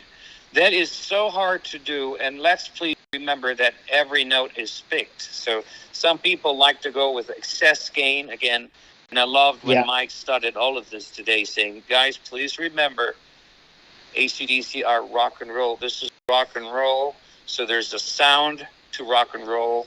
There's all a philosophy of sound with the right amps." Mike said it, and so the excess of saturation is not there, simply. And Angus and Malcolm are relatively pretty clean, or clean dirty. Clean dirty is the word. I know that Mike would agree. And Angus would pick each and every note. Da da da da da da da da da. It's all picked. It's not the left end on its own. So it's quite, for anyone that has tried to do that with our relatively clean sound, please, I beg you, at that speed and with that efficiency, it is perfect. It sounds like a loop, and instead it's Angus playing it. Wow. Yeah. Was it true that he taped some strings? Mike? Question mark. Nope, not at all. No. It was all just picked up his guitar, a couple little ding, ding, ding. Yeah. We're in tune. Okay, okay, let's go. Let it smoke, and then at the end of that, there you go. We were done. Does he have a tendency to play one guitar for rhythms and another for leads when he's in the studio, or is it just kind of whatever's right for the song? It's whatever's right for the song. I mean, he's definitely got his favorites. There's number one, number two. Sometimes they pull out the black one. And I'm not sure where the choices come from. Some of them might be tunings, because if you keep changing tunings of one guitar, the neck gets cranky and it takes a while for it to settle into tune. So some of the choices might be tunings, but he's got a couple favorites. And then for lead, I think he's got his one favorite for lead. He's got that strung with 9s or 10s, or I think it's 9s or whatever, really light strings, so he can fly more over the strings and stuff like that. He doesn't, even when he's doing rhythms, he doesn't play with the cables that Mal did. Mal had this super heavy gauge on his, and he would just chew through pick, because he would hit that guitar so hard sometimes. But that with Mal's sound, that's where you get the crunch in that. Like, it would be super clean, but when he wanted to bring it up, he could actually, just by hitting it harder, bring the volume of the guitar up, and he could swell it up and down by just the volume. The problem with some of the players today, when they play everything with high gain, there's no dynamic, because even if you just touch the string, it's just like and long thing, and you hit it hard, the string might go wow, but it's the same sound. But with Mal, you could get a pling, listen to Ride On, right? And it's just so clean. But then you could, dig that in and Dirty Deeds Done Dirt Cheap, and that's the same sound. It's just all dependent on how hard you hit it. All right, I'm going to jump in here. One of the interesting things, and I want to make the most out of Mike's time, because this is like diamond. It's not gold. It's diamond. It's platinum. It's all the good stuff. The interesting thing that Phil, you told me about. Yes. And the old Mike, you play guitar, right? I wouldn't call it playing guitar after working with these guys. I kind of bang away on one, but yeah, sort of. So the old school guitar player. The funny thing is that Ted Nugent's the guy that comes to mind. All politics aside, and I remember an interview with him back in the days. Like, I just want to plug straight into the amp, and so there was a day and age where manly men plug straight into the amp, and you either made it happen or you didn't. There is no, and I love my Helix, don't get me wrong, but there's no malarkey happening. It's you, the guitar, the cable, the amp, and the cabinet. Applause. And your volume control.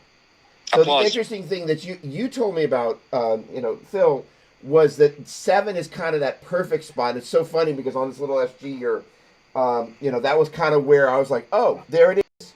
And it literally was just like, it was just exactly there. And then you bring it up and you've got all that gain.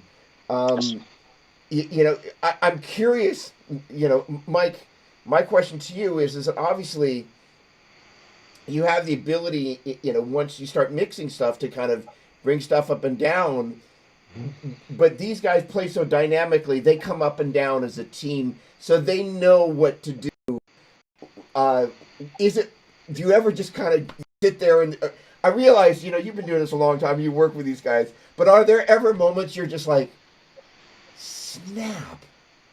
Look at the mastery with which it's subtle, but it's very intentional. It's not accidental. Do you ever just kind of go, but it's pretty good, guys. Okay. yeah, that's okay, guys. Like, yeah, that's fine. Well, when I'm mixing, what I try and do is I try and channel myself into what the band's after, what the band gets, and AC/DC's got to be such a fun band to do that with, because my job as a mixer is to enhance what they've done. So if they're giving me this performance and these dynamics already, I just got to enhance that, and it's very easy. I don't have to create a big reverb thing for the drums, and then now I got to do all this doubling and stuff with the guitars and introduce that in the chord. Like, it's all there. So it's kind of subtle rides on the mixing desk, and then I'm able to kind of play my instrument in conjunction with them, and it's a bit of a symphony. So they're doing this, and I'm like, yes, I help the chorus out a bit, and that. But it's not these big moves. I don't have to put a lot of effects on it, like, but then there's no effects. Maybe some delay on Brian.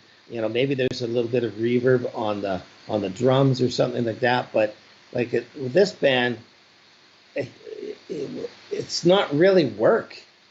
They do all the work. You just got to capture it and be ready to capture it, because when they kick off at the studio, they kick off. And if you're like, oh, sorry, I was still checking this microphone, it's like, no, next, pal.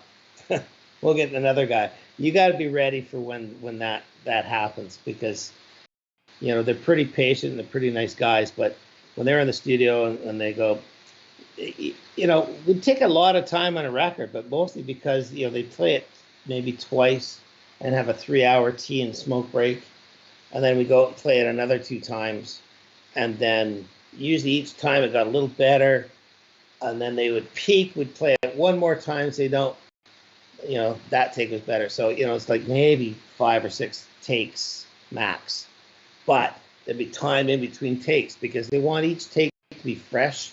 They don't want to just get there and be robotic and we got to play it like this. They wanted to just, okay, let's take this take, and then they go for it. And then, if we didn't get that, something was wrong, we weren't quite in the right space. Instead of fighting it, they just let the magic happen, and as an engineer, you got to be ready when the magic happens. It can't be, oh, sorry, I wasn't rolling on that one. I didn't know you were going for a take. Like, you just roll every time with those guys.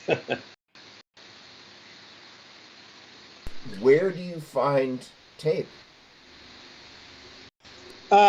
It got harder and harder over the years because nobody really made, well, they're starting to make tape now. But, man, I tell you, the batches you'd buy, and then I'd tone out every reel before we'd even put it on, because sometimes I got caught with, I would get a really good take, and you'd listen to it, and then all of a sudden, the top end would disappear, and everything would be kind of like phasey, and it's just a bad batch of tape. And I was like, that never used to happen back in the day. But nowadays, you got to be really careful because, for one, they can't do the same chemical baths because, the environmental thing or whatever. So that's one of the reasons.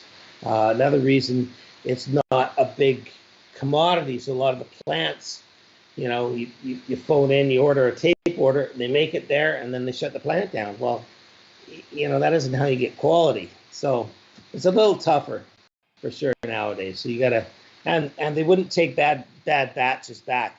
Back in the old days, when you got a bad batch, they take it back and send you another batch. Now that's your batch, good or bad, just deal with it. So it's like, it's a little tougher nowadays to get good analog tape. And I've got to say, it's the same thing with pressing vinyl. The plants aren't geared for it like it used to be. It took some searching to find, and I don't have names off the top of my head right now. I wasn't ready for that, but there's a couple good ones that really, really work hard. But I know on some of the AC/DC vinyl runs, I had to throw out a lot of them. I said, no, that ain't good enough. That ain't what this band's about, And you just hand them back in black, say, here, that's what this needs to sound like, Phil, you got to have a question for us. No, and I have millions of questions. It's just, the matter here is that we don't want to keep Mike, which actually we do, but we don't want to keep Mike until tomorrow. We want to keep him until tomorrow. So, Mike, do us a favor. Just let us know when you need to go. Just like, hey, I got stuff to do, because this is, last time was great. You're outdoing yourself. So I first of all, thank you so much. By the way, I don't know your mom, obviously, but how is your mom doing? Mom's doing all right. She's in an old folks home, so that a lot of the time they've been locked down. Right now in BC, things are pretty loose, so she's allowed to come out. So had her out for the afternoon dinner, and took her back just before this. But she's doing good. Yep, okay. Hanging in there. She's still alive during COVID, so that's all good. My mom's 89, and I saw her. She's in a community, and so we meet kind of over her back balcony. She's on the ground floor, but we socially distance. But it's That was so cute. You're like, I'm having dinner with my mom. So it's Yeah. Phil, are your parents still alive? Well, thanks very much for asking. Yes, they are alive. They are in Italy. 'Cause that's where I grew up, and they're still there. They're still living in Rome. They're still together, and I'm an only child, so they only have me, and I have them. And of course, it hit, as you guys know, very hard in Italy with the COVID. Yeah. So, and they were actually here in the U.S. with us. They had come to visit us for 1-2 months, and then it became too long, and then you have to send them back, which we did. I didn't want to send them back in the midst of COVID, but they still had to go. My father had some. He's 80, but he's still working. You can't keep that guy not working. Yeah. So Yeah. he wanted to go back with my mom, and I had to send them back in the midst of the Italian COVID. So I was a little concerned, and instead they were rocking and rolling all the way. And Well, good for them. That's got to be tough. Yeah, So that's really tough. it's been a couple of days concerned, and then they locked themselves in. And you know, the food in Italy is not an issue, as you guys know. So they got all they needed. Yeah. I have to say this, and by the way, anybody in the chat, I'm going to leave both mics up, and if we get any kind of an echo, let me know, because that way, Phil, basically what I've been doing, I've got the shotgun on a foot switch. Yes. Radial makes your Canadian friends up there make this thing called a Hot Shot 48 volt. So it's a foot switch for the shotgun, which is great. You know, if you need to play and talk and play. But I want to make sure that we're not getting any kind of weird slapback. So you know, without let's see. So one of the brands that came up in our conversation, as Phil and I were talking about this, was the Universal Audio emulations of the EMT 140 was the one we talked about in particular. And kind of the neat thing that Phil did was we had this kind of texting thing where we walked through the G1265s, and the interesting thing is that, you know, he said, you know, for that particular sound, dial up with the U67. I'm going to throw a couple little tidbits out, and then I'm going to get back to mining the Canadian gold mine, the maple syrup, the sweetness. The thing is that if you're using modeling gear, one, if you find the mic's too harsh, it's usually a 57. Switch to a U67 is almost always a way to make it chill out. Now, the interesting thing is, I did the exact opposite thing today with the IRs. Was I found that the 67 was just too far back, and I'm not normally a huge fan of a 421 on its own, because that microphone. Well, the interesting thing about the microphone, and I will, first of all, if any of you ever have the unique experience of recording a bass amp, my special sauce for a bass amp is you put a 57 on the edge of the dust cap, and hopefully you will have a port, and you put a 421 on the port. And it's out of pure desperation, because how do you mic a bass amp? I mean, it's just like, it's this bigger than I am, and I had to do it for demos. I'm like, well, okay, the I'm going to treat it like a floor tom. So the interesting thing is, like, you know, the 421 is arguably most used for toms. But as a guitar mic, it is a little, dare I say, strident. But the interesting thing that happened is I pulled up the IR, is it's like, I don't want the 57 because I want a little bit of the girth, but I want that pointedness. So it was an interesting thing. So the moral of the story is, you do what you think is going to work, and then you just try something you wouldn't normally do, and then it gets there. Now, with that said, I'm kind of curious, you know, because one of the points of conversation that we had today, Breton, take care, my friend. One of our from Australia is probably like the middle of the night. No, it's actually mid-afternoon. I digress. We talked about the EMT 140, and we kind of conjectured that was probably the reverb that was on Back in Black. Would be a logical thing. No, we know for sure. Okay, it was one of the items that was outlined by Tony. So, Mike, you know, as you go to bring up reverbs on new records, you got a plethora of stuff. But my guess is you also work at studios that have a nice EMT floating around or something. How do you decide where you go analog? Do you ever go to the emulations? I realize it's the right thing that fits, and you keep massaging things as you get there. But what do for something like a reverb, where do you like to start and why? Well, I always like to start with the analog stuff. So, fortunately in Vancouver, a couple of studios here still have the 140s that we used to have at Little Mountain. Wow. You can get the EMT 240, which to me isn't as good as the 140, but yeah, they're awesome. But then, through my 40 years of working on this, you've got to kind of go along with a bit of the sign of the times. So, for a while there, it was the AMS reverb.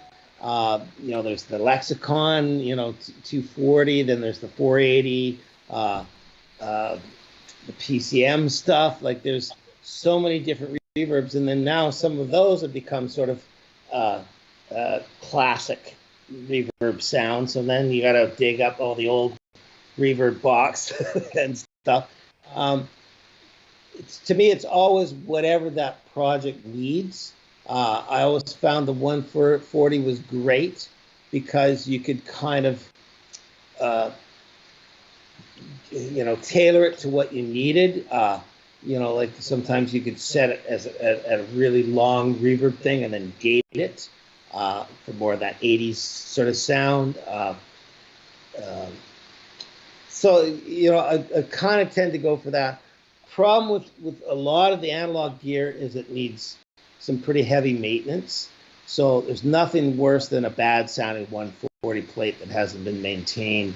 The springs are getting old, maybe rusty, they're loose, and it just becomes this wobbly kind of, it's like, okay, throw the AMS on that and let's get this done kind of thing, But when they're maintaining that, you can't beat it, in my opinion, And you can even add those in subtly to things because, you wouldn't think of it, AC/DC as a band using reverb. But yeah, it's on a lot of things. But you just got to know how to make that reverb enhance things and not be all like the 80s bish bash roots and everything's got reverb on it, It was interesting listening to Back in Black. The reverb is actually much shorter, and then Shook Me All Night Long, it's a much longer reverb. So as you go to recreate something as a guitar player, you're like, well, do I go by the song or do I go by the vibe of the record? Or do I just try to get a sound that's halfway in between? And as a single guitar player, and I realize that, the silliness of saying this, but actually trying to create both Angus and Malcolm at the same time, using two different amp models, one on each side, and then trying to kind of make it such that it kind of attempts to feel like that sound. And the neat thing is the way those guys played. What was it like soloing one of their tracks, Mike? Just kind of hearing it without the other one. It must be. First of all, they seem to be very clean players, but there's nothing like actually soloing a track and you kind of go, you hear the stuff that doesn't come through when you've got drums and bass in there. I'd love to know how clean the little subtle stuff is, but also what was it like just listening to one of those tracks? And for example, when you've got two guys that you're mixing left and right, when you're soloing them, do you bring them center channel, or do you solo them where they sit in a kind of proportionately? Probably both. I mean, on the SSL, when you solo, it goes to wherever you're sending it. It doesn't switch to another set of solo amps. So, it's always kind of where it is. And then if you want it on two speakers, you just mono it. One thing I've always found with the AC/DC guys, especially when I've been, remixing stuff, like, doing stuff for, the TV, not TV, but some of the movies, like I had to remix most of Back in Black for the what's the action hero, Iron guy, Iron Man. whatever. Mike, Iron I'm Man. going to stop you 1 second because we are just with my family. I'm a family man, so I understand the AC/DC family thing and the AC/DC fandom is also very family oriented as well, which is why we all get together the way that we have been for so many years. But I'm going to stop you. I just want to congratulate you My accent sometimes abandons me. For Iron Man, the way you did, I heard. We've been watching 2 and 3 with the family, just completely coincidentally in the past. Last night, I think, was number 3 that we watched, and every night we watched a single one. So when Shoots to Thrill came, and I knew it was you, and I loved it so much, Mike. The way that song sounds in the movie, I could hear all the differences. I could hear your sync work, how you cut the parts and glued them back together. I was speechless. I knew it was you. I couldn't email you or tell you because I wouldn't bother you. But I want to do it now. Oh, thank you. Wow. Man. Wow. Yeah. Well, that was the thrill because, you know, I've got, you know, they weren't analog tapes because those are probably almost pretty much done, but they had done 192 versions of those. So I got the Pro Tools files. And, man, they did an awesome job recording that out. Like, I remember, like, you know, quite a few years back, we had remastered the whole AC/DC catalog for CD when CD was coming out, right? So that was early 80s or something. And so at that time we had all the analog tapes, all the, you know, 2-track analog mixtapes in one place. It's the first time they've been in one place at one time ever, other than in the storage thing. And I remember unpacking Back in Black, and it was still wrapped in tin foil, you know, to try and preserve it and all that. And George Marino was the mastering engineer, and I remember we unwrapped that, and they did the tones and set the machines up and put on the first thing, and you get that little bit of tape hiss, and then the frickin' bell hit off, you know, fucking Hell's Bells.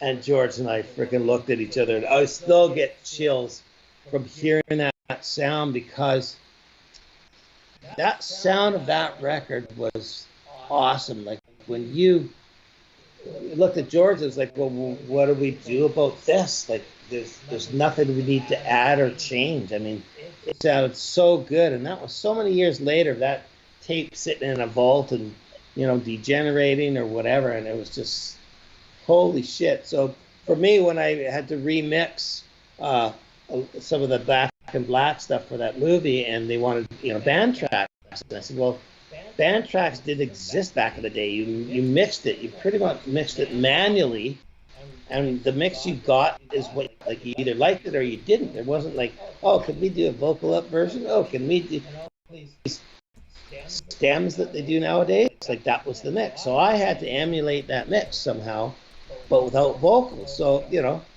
I had to work pretty hard at it, and there's a lot of subtleties and things I learned about how they put those records together that I didn't know in me trying to match historically. I didn't just want to do my thing on it. I wanted to try and match it historically. You know, obviously you can't do it 100% because, you know, it was the time and place, and it was Mutt and everybody doing their thing. But, you know, I did the best I could, and I think it was pretty close, and it was amazing.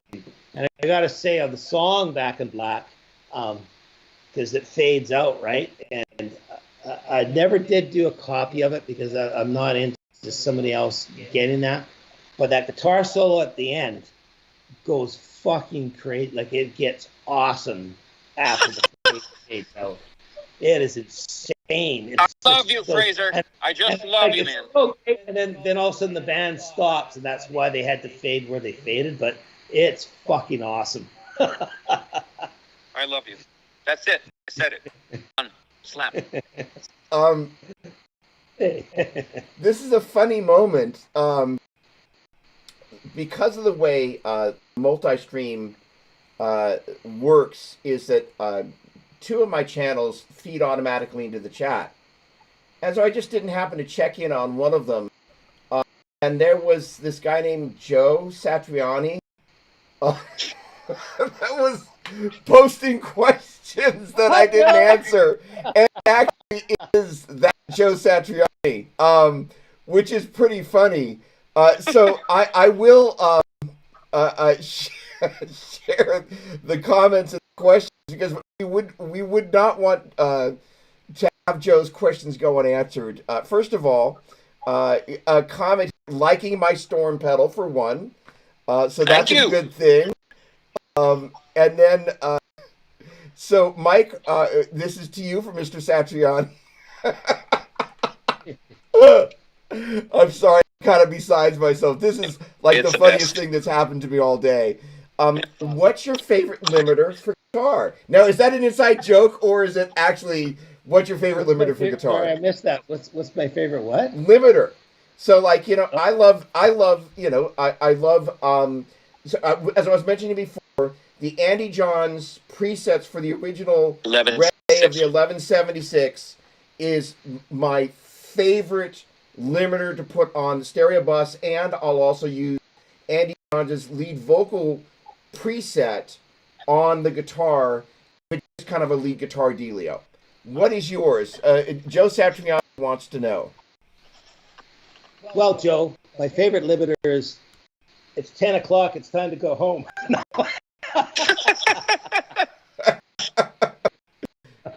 No, I like the. For me, it's the Blackface 1176 for sure on guitars. It's the only one. That it is, and I think and so what are the things? So we've obviously segued over here into Satriani land for a minute, which is always a place that I'm more than happy to live. Um, it's an interesting thing because Joe is such an iconic player, and it's an I remember him talking about plugging into. He was somewhere where he and Angus were on a gig, and he got a chance to plug into Angus' rig, and he was like, "It's so clean," and it just his take on that was very interesting. Their approaches are very different, but at the same time, what's it like to and I think we talked about this the last time. It's a little bit of you're there on one hand to capture the essence, but at the same time, I was such a creative person, and I will say, if you were to compare and contrast the Satriani records compared to the AC/DC records, where in many ways, it's funny, I'm going to say this, but AC/DC, I saw them in 1978. They are a legacy act, where Joe, each record is changing and evolving. Wow. So I'm kind of curious your take on working with Joe is like, what's it like in the same way we talked about what's it like to work in the studio with Angus, what's it like to work with Joe? Because I think people would love to know what it's like to work with Joe. Well, Joe is an amazing, and I can't even believe that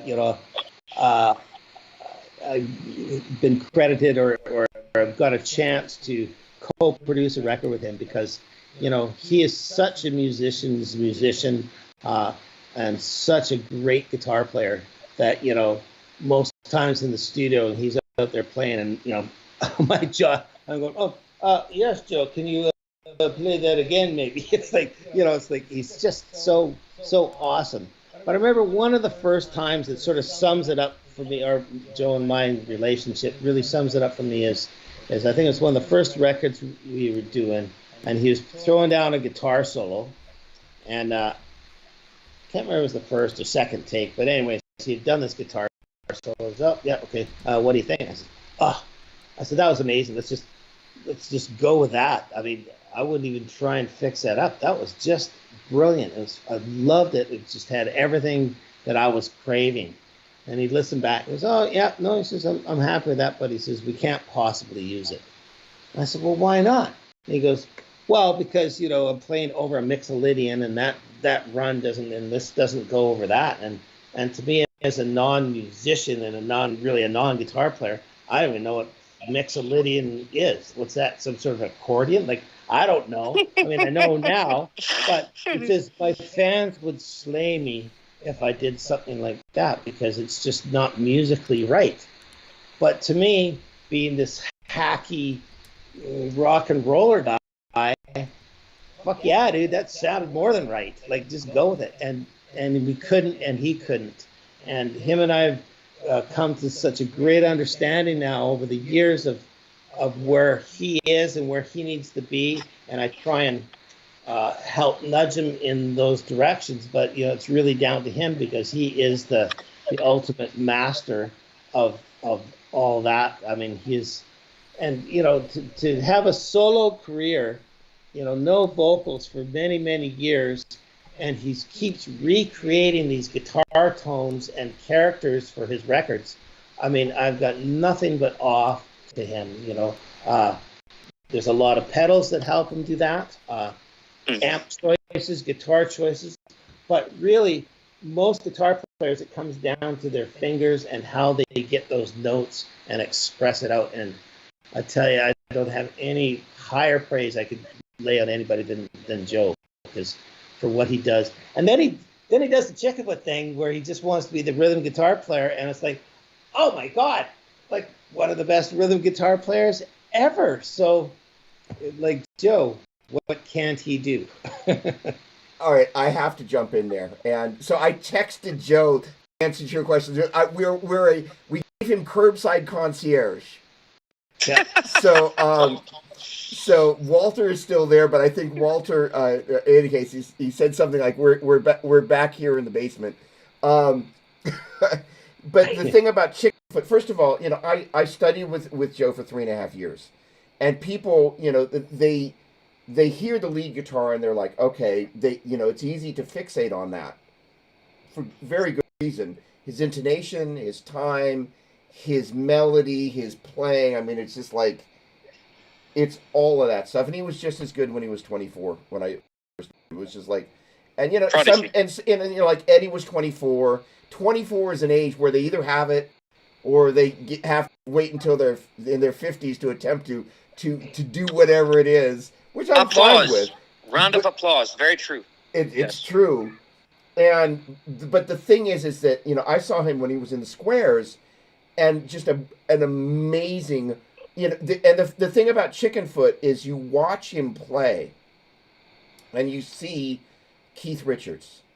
You see all the guys that you never realized were in the machinery there, and his time, and the way he plays with the drums, and the way he sits underneath them, it is master. Because he's a brilliant lead guitar player, I will go so far as to say he's every bit as good, if not better, a rhythm guitar player.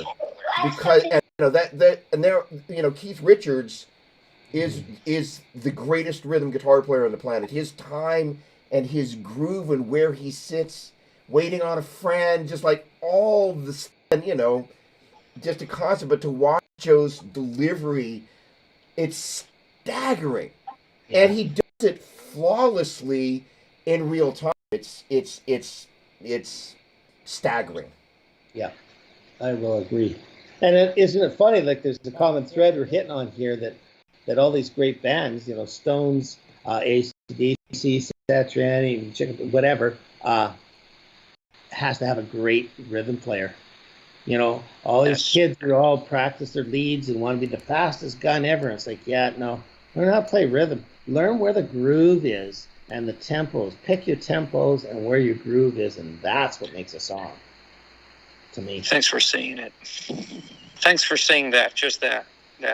That's, to me, that's essential. Thank you. Yeah, for sure. Mike, what time zone are you in up there anyway? Ours. Yours, yeah, Pacific. Okay, good. Again, I want to, when you're ready to go, I'm sure you'll tell us, but I just want to make it clear, because Phil, as I said in the email exchange, Phil and I, we hung out for a total of 10 minutes at the NAMM show, but it was very clear that the two of us could talk for hours. But the neat thing is the passion, right? Yes. So, all right, Mike, what makes I'm going to probably take off pretty soon here. I've got a couple people sort of waiting on me, but and also, Phil, you got a lot to say, man. I got so much respect for everything you've done, doing, continuing to do. I'm really excited for this up and coming thing that we're going to tackle, and I'm sure you guys have already, talked about a lot, but I'm sure you got a lot more to talk about, like all your discoveries and everything you've been doing, Phil. So I don't want to, kind of step on that too much either. I feel like I've kind of hogged a bit of the time here. And we're glad you did. I without totally embarrassing Phil, when I mentioned like, hey, what do you think about my reaching out to Mike? He was like, that'd be awesome. Like there was a silence, and you know how it is when you get a it's probably like when you get the message like, oh, you want to do the Jimmy Page record, and you're like, if I reply too quickly, it's gonna seem like I'm as excited about it as I actually am. So, all right, Mike, I got a question. So, like, how long do you wait before you reply when you get the phone call or the email saying, hey, do you want to work on the Jimmy Page record? Well, actually, that was way before email, so.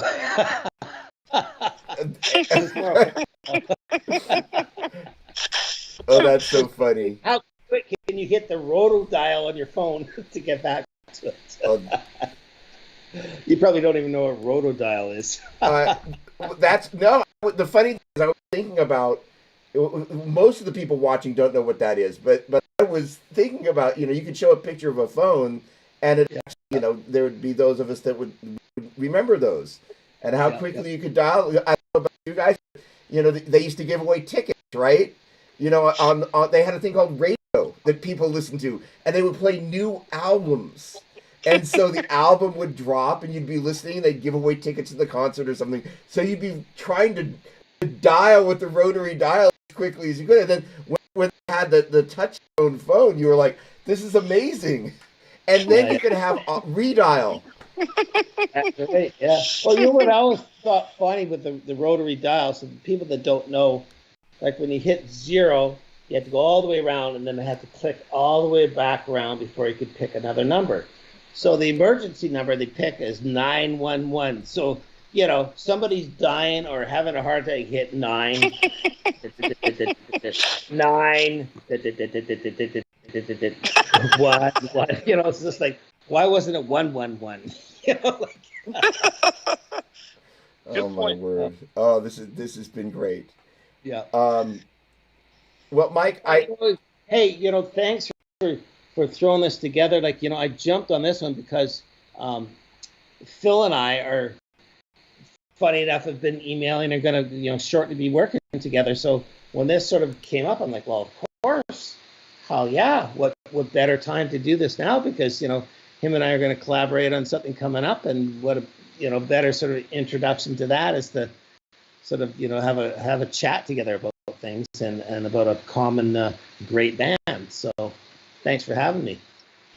With great pleasure. And the funny thing is you and I have this is the second conversation, but we really have never really met. But I've enjoyed hanging out a great deal, and it's like everybody, I'm a fan of the music, right? And there's nothing. I had an experience where Joe invited me into the studio. I think I mentioned that on our last call, and then he invited me back the next day. Oh, and he's never done it before, and he's never done it since. But it was so fascinating. It was so neat to watch him work, because I would never invite somebody in. I would never invite me into the studio. I don't want any. It's like a cat going to the bathroom. I don't want anybody around who's not supposed to be there. I just want to focus on doing my thing because I just want to focus on doing my thing.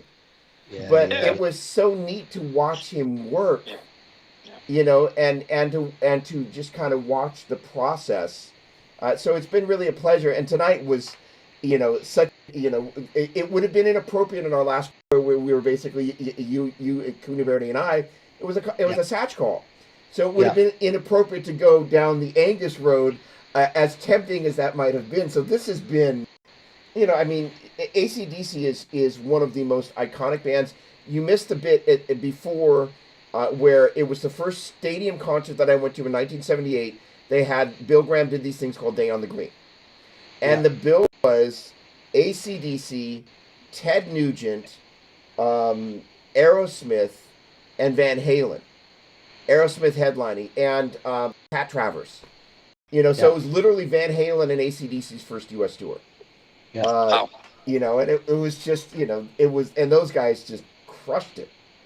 Well, So, Doug, I got to tell you because this is quite funny. First AC/DC concert I went to, um, I think it was in 1978. And I remember they were opening for AC/DC. So we're all going to the AC/DC show. So this band called, or we're going to the Aerosmith show. So this band called AC/DC were opening. Well, in 78, AC/DC meant, you're kind of this way or that way, right? So we weren't sure we were even going to go see the opening band, but got there early, smoked a bunch of pot, and like, oh, okay, let's go check these guys out. Went in there. And we're picking our jaws up off the floor like that was fucking great. Can't wait to see Aerosmith now. Well, that was kind of the worst of their drug years, and they had a little tent off to the side of the stage, and Joe and Steven kept disappearing, and some of the songs you didn't even know what the hell the song was. And I think we left after 4 songs. I remember the next day I went right down to my record store and said, "Who's this AC/DC band?" And then bought as many as the old records I could, and from day one was a huge fan.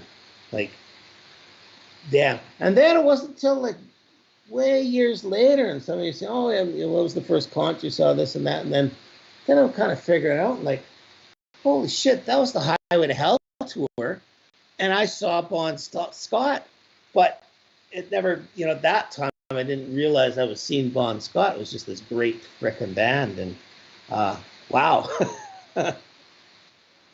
Wow. and I you said it for me. That was Aerosmith in 1978. I was so excited, and I had the Van Halen record. I didn't Yeah. have the AC/DC stuff yet, and so I'm waiting for Aerosmith, and they come. They were terrible. Yeah. I saw them in the reunion tour, a couple decades later. They were phenomenal. And I Yes. know that they are, a SoloDallas user, so I want to be very careful, especially since I Joe. would love to have Joe Perry Okay. on the show. In my ninth grade book, it said Joe Perry Jr. So I was still enamored even after the day on the green, because I was just like, I just wanted to be Joe Perry. I was like, if I could do anything when I grow up, I just want to be Joe Perry. But we're He's a sweetheart. He's really big. just great, and but that was an era where they were not at their best.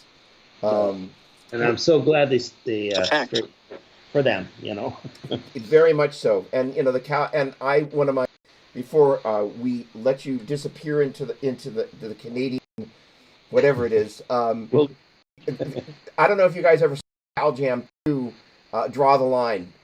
Like that was kind of them. That was amazing. Like it's the Toxic Twins just at the peak, and it was just if you haven't seen it, you get a chance. Cal Jam 2 was, I think, 1976 ish, and and he's playing the Dan Armstrong Lucite guitar, and it's flipping awesome. Mike, Wow. thank you so much. What a pleasure and privilege. You absolutely Privilege. brought it. Thank you so much for making time. man, And thanks for having me on here again. It's my Privilege. pleasure. And Phil, great talking to you again. And we briefly spoke when you were up here in Vancouver on one of those records, but looking forward to speaking a lot more with you soon. Same here. I can't wait to see you. Once the Canadian borders reopen, I'll fly there. I promise you, for that other thing also that we were Yep. talking about. So I can't wait to be there in Canada. Canada, go! Canada, go, go, go. Ciao. Have a great dinner. All right. Cheers, you guys. Thank you again, Doug. And speak to you soon, Phil. Okay. Cheers, guys. bye-bye. Bye. All right. All right. So let's see. It's the two of us. So first of all, let's see if we got anybody hanging on here, because. Yes. So first of all, Phil, how are you doing on time? Oh my Oh, word! There's people watching. Say again, sorry. There's people watching. That's wonderful. I have all night, so I'm not All right. going anywhere. We're locked in, and we know why. So this is our subject. So I'm not going anywhere unless you need to, and I would just, whenever you say that's it. That will be it. but I'm not going anywhere. All right. It's a joy for me to be with you. Awesome. So what I'm going to do, and that really was Joe Satriani, by the way. That's pretty tragic. So I'm gonna run through a couple of the sounds here, and I want to kind of deconstruct what we were working on. Yes. Because hey, Bobby Valdez, thank you very, very much for hanging out, everybody. So what we're gonna do is we're gonna actually dig in now on the tone side and kind of go through some of the stuff. So basically, I got an education about all of the stuff. So basically, there's a really good Premiere guitar video with the guys, where they're talking through what they're using in it, and it's Plexi Marshalls now. I've never played through a JTM 50. Kind of my thought this morning / yesterday was I was going to pull out a buddy of mine, my buddy Bob, has a 69 Marshall here. That I actually had a little bit of work done, just kind of maintenance done in preparation for the SoloDallas video that I did, and I never ended up using the Marshall, which was really funny. But if I had wanted to, but the point being is that I ended up plugging, and this is one of the things that Donnie, the infamous Donnie, had mentioned, is like, hey, and it was actually what happened at the NAMM show. You said, well, plug it into the Deluxe. And you would not have thought it. I plugged into the Deluxe, and I'm like, oh, this is how a Deluxe is supposed to sound. So I do not have a Deluxe model going here, but what I did do was kind of basically, actually let me do this. I'm gonna run through the signal chain here, and I'm gonna kind of walk through what it is, so everybody can kind of see once I get to the right application. And as much as I'm using a Helix here, just imagine that I'm using the actual gear because it's kind of the same dealio. So let me jump over to HX Edit myself. And so as I'm there, basically the idea is, although I'm not using it at the top of the chain, there is a gate in case I needed it. And at one point, I'm using the Storm over here. Well, let's see. Oh, no, you know what? Hang on. I'm going to go to this other window. Give me just a moment, because I had this guy prepped. There we go. That'll bring this up. There we go, Donnie Garrett. You are infamous. Don't forget it. Okay, so here we are over in HX Edit world. So basically, I had a gate on here. When I had the Storm cranked, and you should be able to see, although it will be small, there's the Storm right there. But the point being is that I had, before I actually brought the Storm in, I just had a little bit of a stomp there, which is not being used right now, just to kind of give the two Plexi Marshalls a little bit of something. And I set them identically, and then per the amazing IRs that Phil sent through, as I mentioned before, this is the MD421 in position 6, and then the other one I've got in position 7. And as I recall, position 6 is what, Phil, you had said is kind of the sweet spot. What I did not want to do is, since I had the two amps set identically, I did not want to place the two mics in the same position. And since they're panned left and right, and the majority of people are, and Phil, my guess is that your IRs are perfectly phase aligned anyway. They are. For the exact reason I'm about to talk about, is that you could just pan these guys into the center and just end up with one giant guitar tone. But what's going on here is you'll see that the left guy is panned 75% of the way, and the right guy is panned 100% of the way because I'm a moron. So now fixing that, well, that would explain a little something. But the point being is that I use the two different IRs just so the guitar can sound a little different. So one of the things that I noticed, and Phil, I'm going to ask you this question a little bit later, and in a minute I'm going to mute the microphone so we don't get bleed. But the well-cut nut solves a number of problems. In any case, the verb that I've got here before I jump into playing mode was a plate, and I more or less tried to make it that halfway point between Back in Black and You shook me all night long. You shook me all night long. Thank you very much. So with that said, let me get back to my main window. That's not the main window. Oh wait. There we go. There's the two up. That's us. Oh, Phil, you're gonna be left out for a second. I hope you don't mind. Don't mind. All right, I'm gonna mute. Last thing I'm going to do before I actually mute you is what Phil taught me here, and you can kind of see on your right. Gosh, it's so strange looking at the thing. So there's the jam cam, and then there's the straight ahead cam. On the jam cam, although it's not super tight, basically when it's a hold on, I got to mute the mic.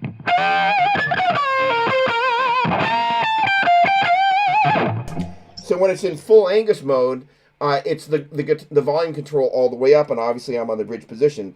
But what Phil told me, and that's the secret sauce here, is that for the rhythm part, you want it back at around 7. This is one of the things that we were talking about a little bit when Mike was on with us, was the idea is that, back in the day, it was you, a cable, and an amplifier.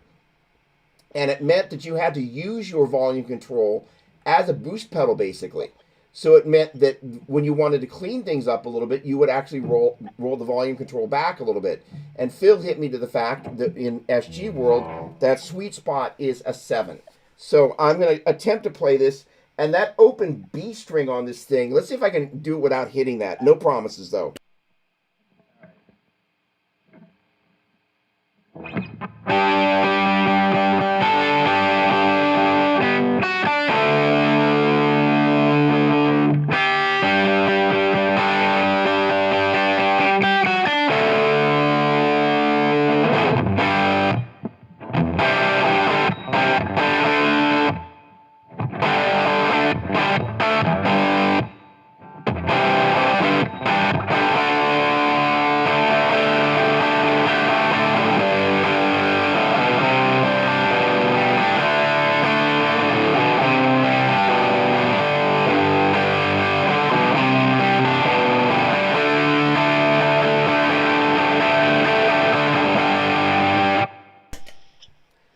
Now, mind you that, and hang on, Phil, let me bring you back here. There we go.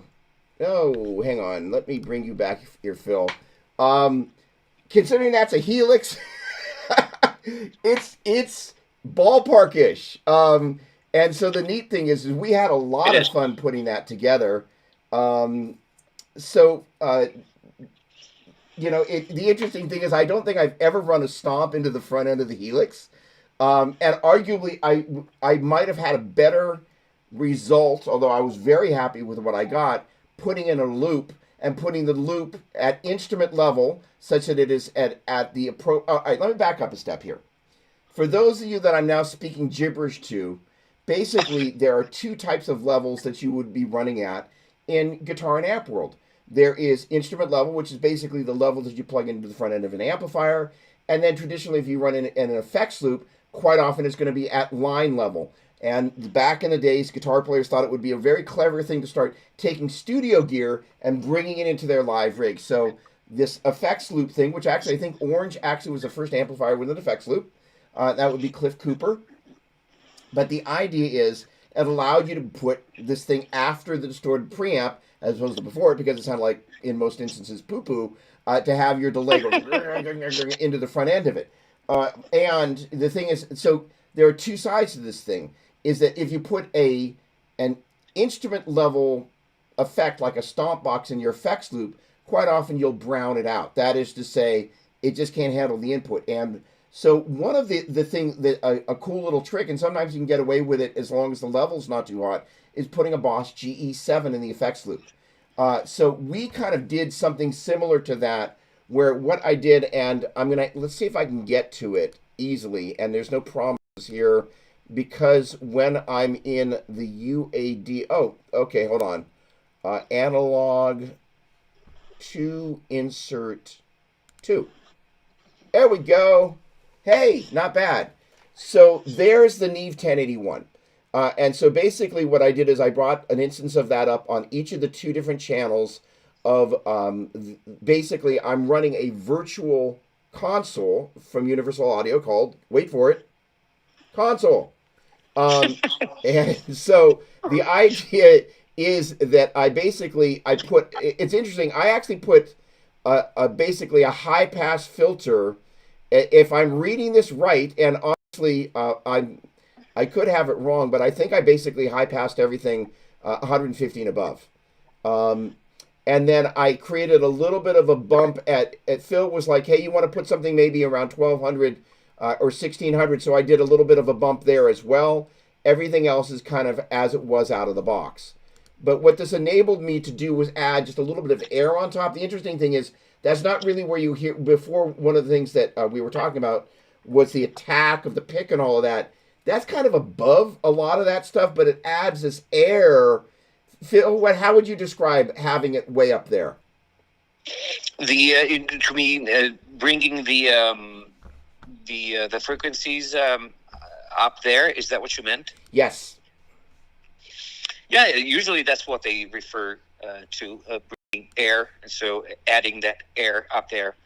And it certainly has been done very much, especially in the past, and especially with the Neve 1073-ish kind of Neve equalizers, which is very famous at the 10, 12, and 16 kilohertz ranges, where it just shines everything. And so it was a famous thing to just bump at those frequencies.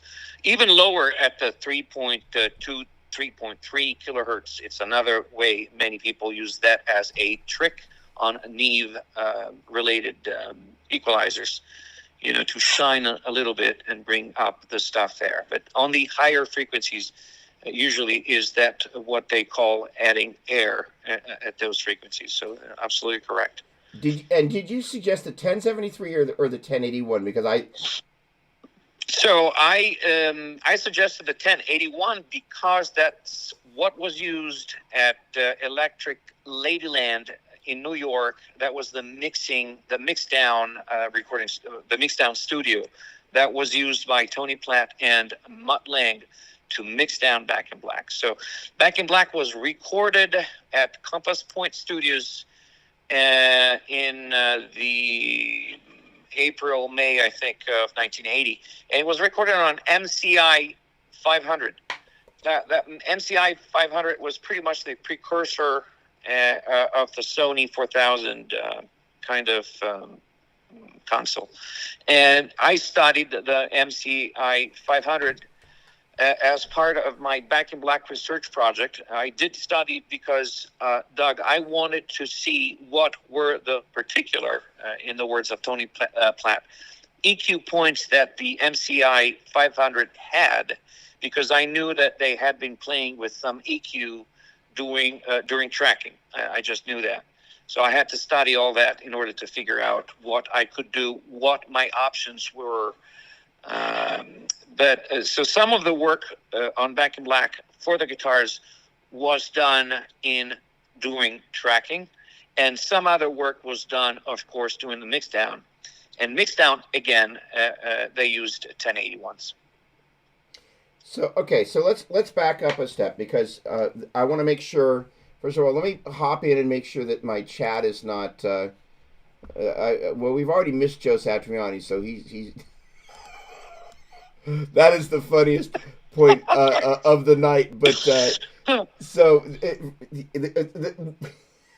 basically, there's a thing called RTMP, and if you have a page, the only way you can actually hit the page is via RTMP, and it's a streaming protocol. But it means listen, I know you're a musician and a great one at that. I just didn't know how great you were of a host, and I frankly don't know how you do this, because not only you're playing a musical instrument, but you're playing the technology around you, dealing with who's coming in, who's there, who's watching, your guests, me, Mike, Joe, when he texted you, and you were able to to get back to his questions. Anyway, I really am so grateful to be with you today. So I just wanted to take a second to thank you for all you're doing and the way you're doing it, brother. Thank you very much. And the neat thing is we've been kind of texting back and forth. So this is, for me, I'm a student. I've always been a student. I love to learn.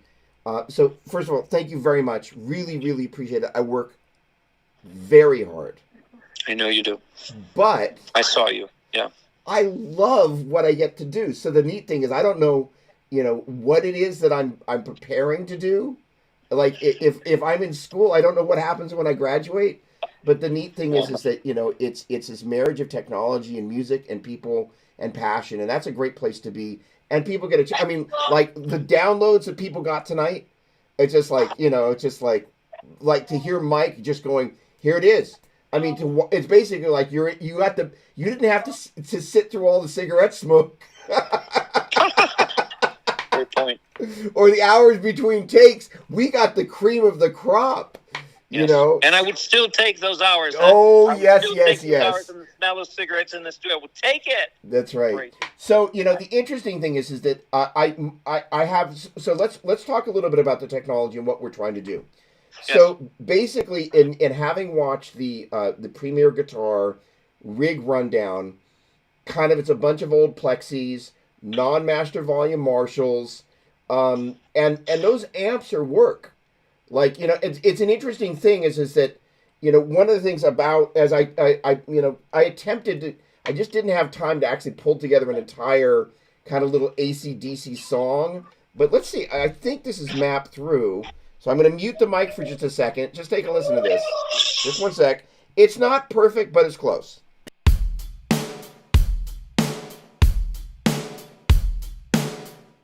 So, like, right?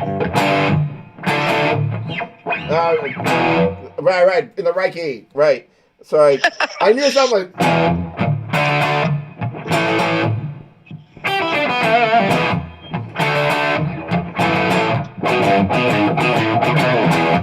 Right, Yes.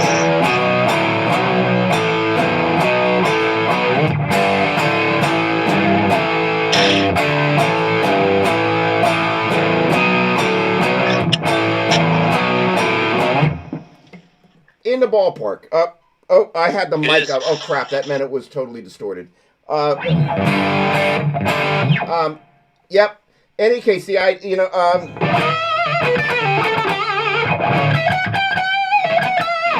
one of the things I was going to say about Angus is that when an amp is that clean, much of what he does is picked. You brought that out before, There are some pull-offs in there, but not an awful lot. And that picking is kind of what you need to do to kind of make that guitar.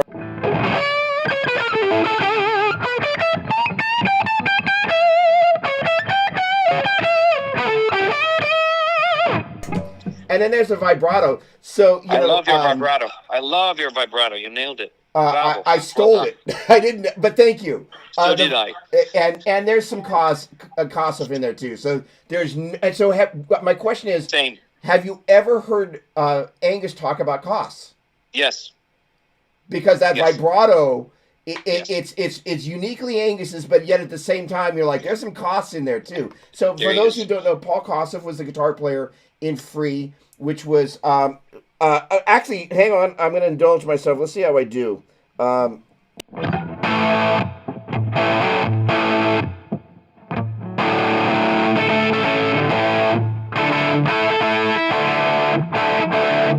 Now I've done it. So, all right, that was going to be one of my questions to you. So, the SG is it, and Gibsons are phenomenal guitars, but the G string, it does one of two things. Yeah. It goes sharp. Yeah. Or it goes flat. And it likes to go sharp most of the time. 65% of the time, every time, as that famous quote from one of my favorite movies, Anchorman. But the G string will go sharp. So you need to work a lot on that nut. And there's no way around it. And you have to have either a great luthier or you become one yourself, or both. But I think most instruments probably need to have some work done to them. And it comes down to the maintenance that Mike was talking about, but also for the instrument, as much as you would do to the recording studio, analog recording studio equipment, which is a side of things that I didn't really like much, which is, it brings me to love the Universal Audio plugins even more than that. It's essentially not only the cost of the analog gear, which is sensibly more expensive than the plugins we get away with, but it's the maintenance, man. And as Mike said it, and he said it, when an original piece of gear is not maintained well, oh man, it sounds worse than the worst plug-in ever, and you can't use it, and you will not use it, and it simply starts rotting away in a corner of the studio. I've seen it. We all have seen, gear thrown in a corner of the studio and just rot away there. And I owned a recording studio for a while, so I even purchased the Studer 24 tracks. So I dealt with that myself for a while until it was just too much. That was probably 15, 17 years ago in Rome. So I've had the experience of actually having some analog equipment, which was my dream, but when I started to have to cope with maintenance, I said goodbye. So with the guitars, it's much easier, of course, and you have to know where to intervene. The nut for Gibson SGs, because of the neck, is certainly one of the, and those are my dogs going off. Yes, we are family guys. Certainly we are. So one dog was not enough. We had to get two, and same goes for two cats. So we're a bunch of people here locked in, and we love it. So with the necks on SGs that usually are thin, and very sensitive to the way you are wobbling it, and even if you don't want to, you're still handling it. Ask Angus about it. So the nuts are a very sensitive place because they're going to be subject to moment of force continuously. So the nut really has to be worked out wonderfully in order for the G string not to just go out. Yes. And the interesting thing is on Les Paul's, the G string goes flat. Right. And on this guitar, I first of all, don't do what I'm about to say that I do. So I got this guitar at Guitar Center for like $500 with case. And I don't necessarily know what it is. I've had it about 10 years. It's actually a very, very fine $500 guitar. It's not the top of the line DeLeo type of $1,700 used deal, but it served me really well. But the thing is, Gary Brower, my guy, has not had his hands on this yet. And so what happens is you strum hard, the string jumps up, and it jumps over the nut, and it gets stuck. And then when you bend, then it loosens out. So it's going sharp, it's going flat, it's going... And so the thing is that, so you hit the chord, you come from...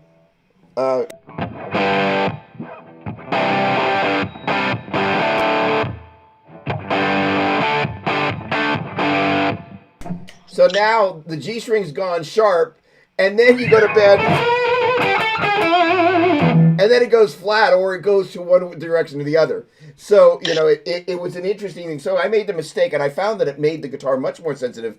First of all, with a backset headstock, the last thing you can actually see, there's the body. So it does London Bridge if you set it on the ground, which I've got more guitars than stands. So every time I put this guitar like this, Same. To your point about kind of like, because I'm the only person pretty much down here, so like every so often I'll put a guitar like this on the ground, but it would like 5 minutes of tuning. So your point about it being a really sensitive neck, I'm just like, boy, is it persnickety.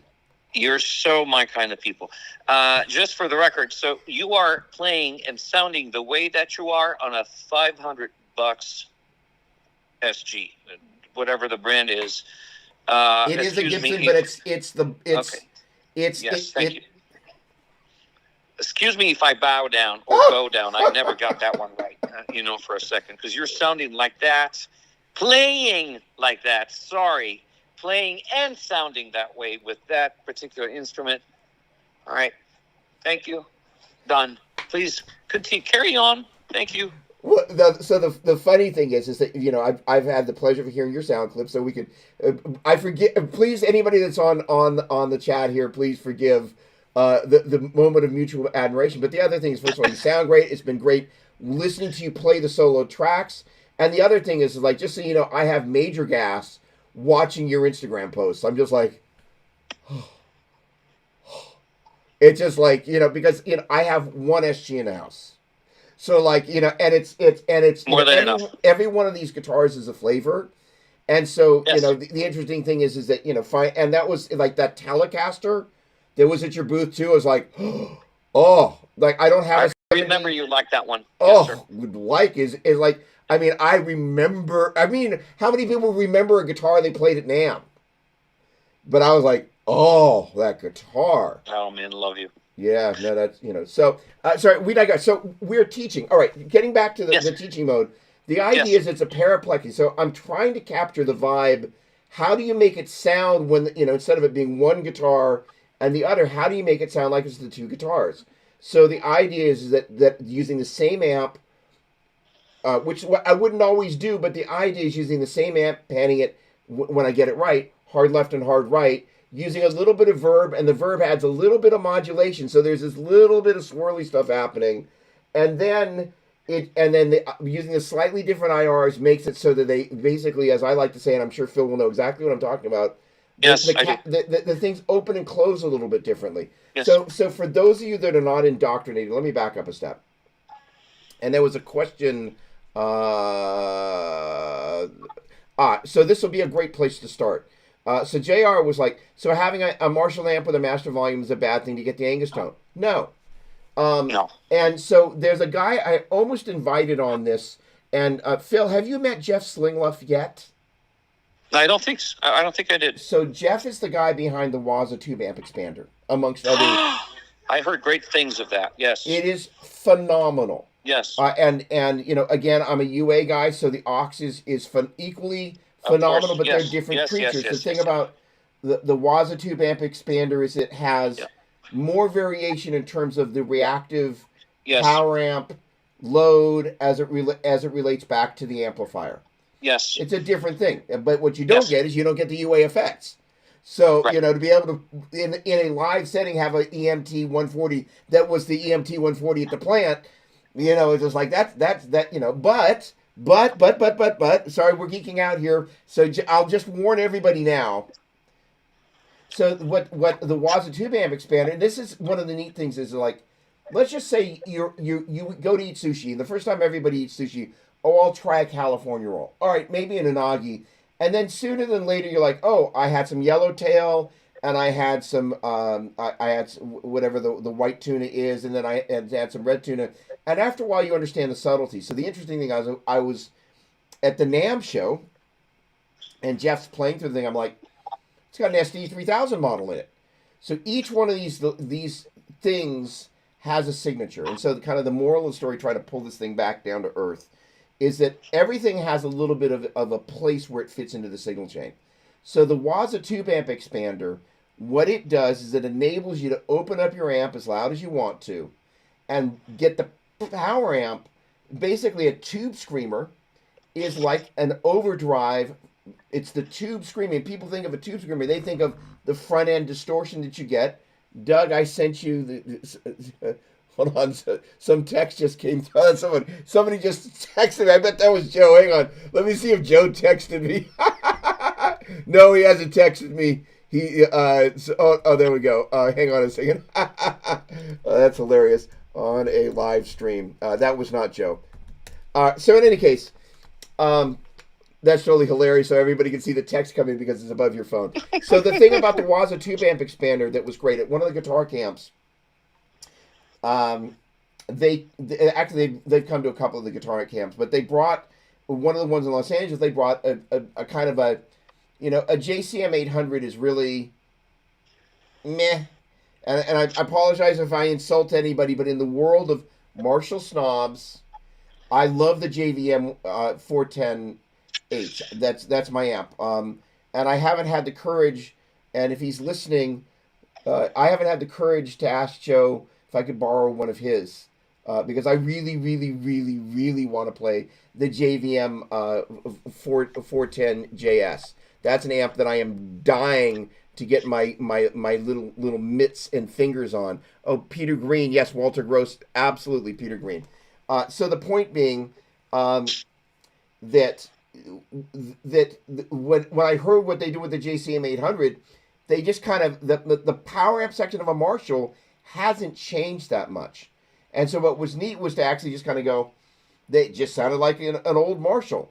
And it's just a matter of, when you start turning up the power amp section, it's much more like a tube screamer where you're getting an overdriven thing. People think of a tube screamer, they think of the preamp. That's not it.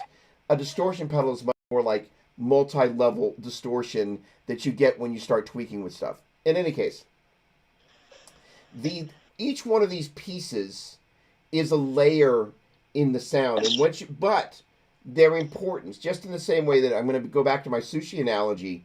It's true. If you think about the ratio of wasabi to soy sauce, that's Nice. what it's like with each one of these pieces, right? Not only that, then you Nice. think about the rice, Bravissimo. all these little subtleties that begin to affect this thing. So then it's a matter of what do we play with. So to answer your question, no, a Master Volume Marshall, my JVM's a great amp.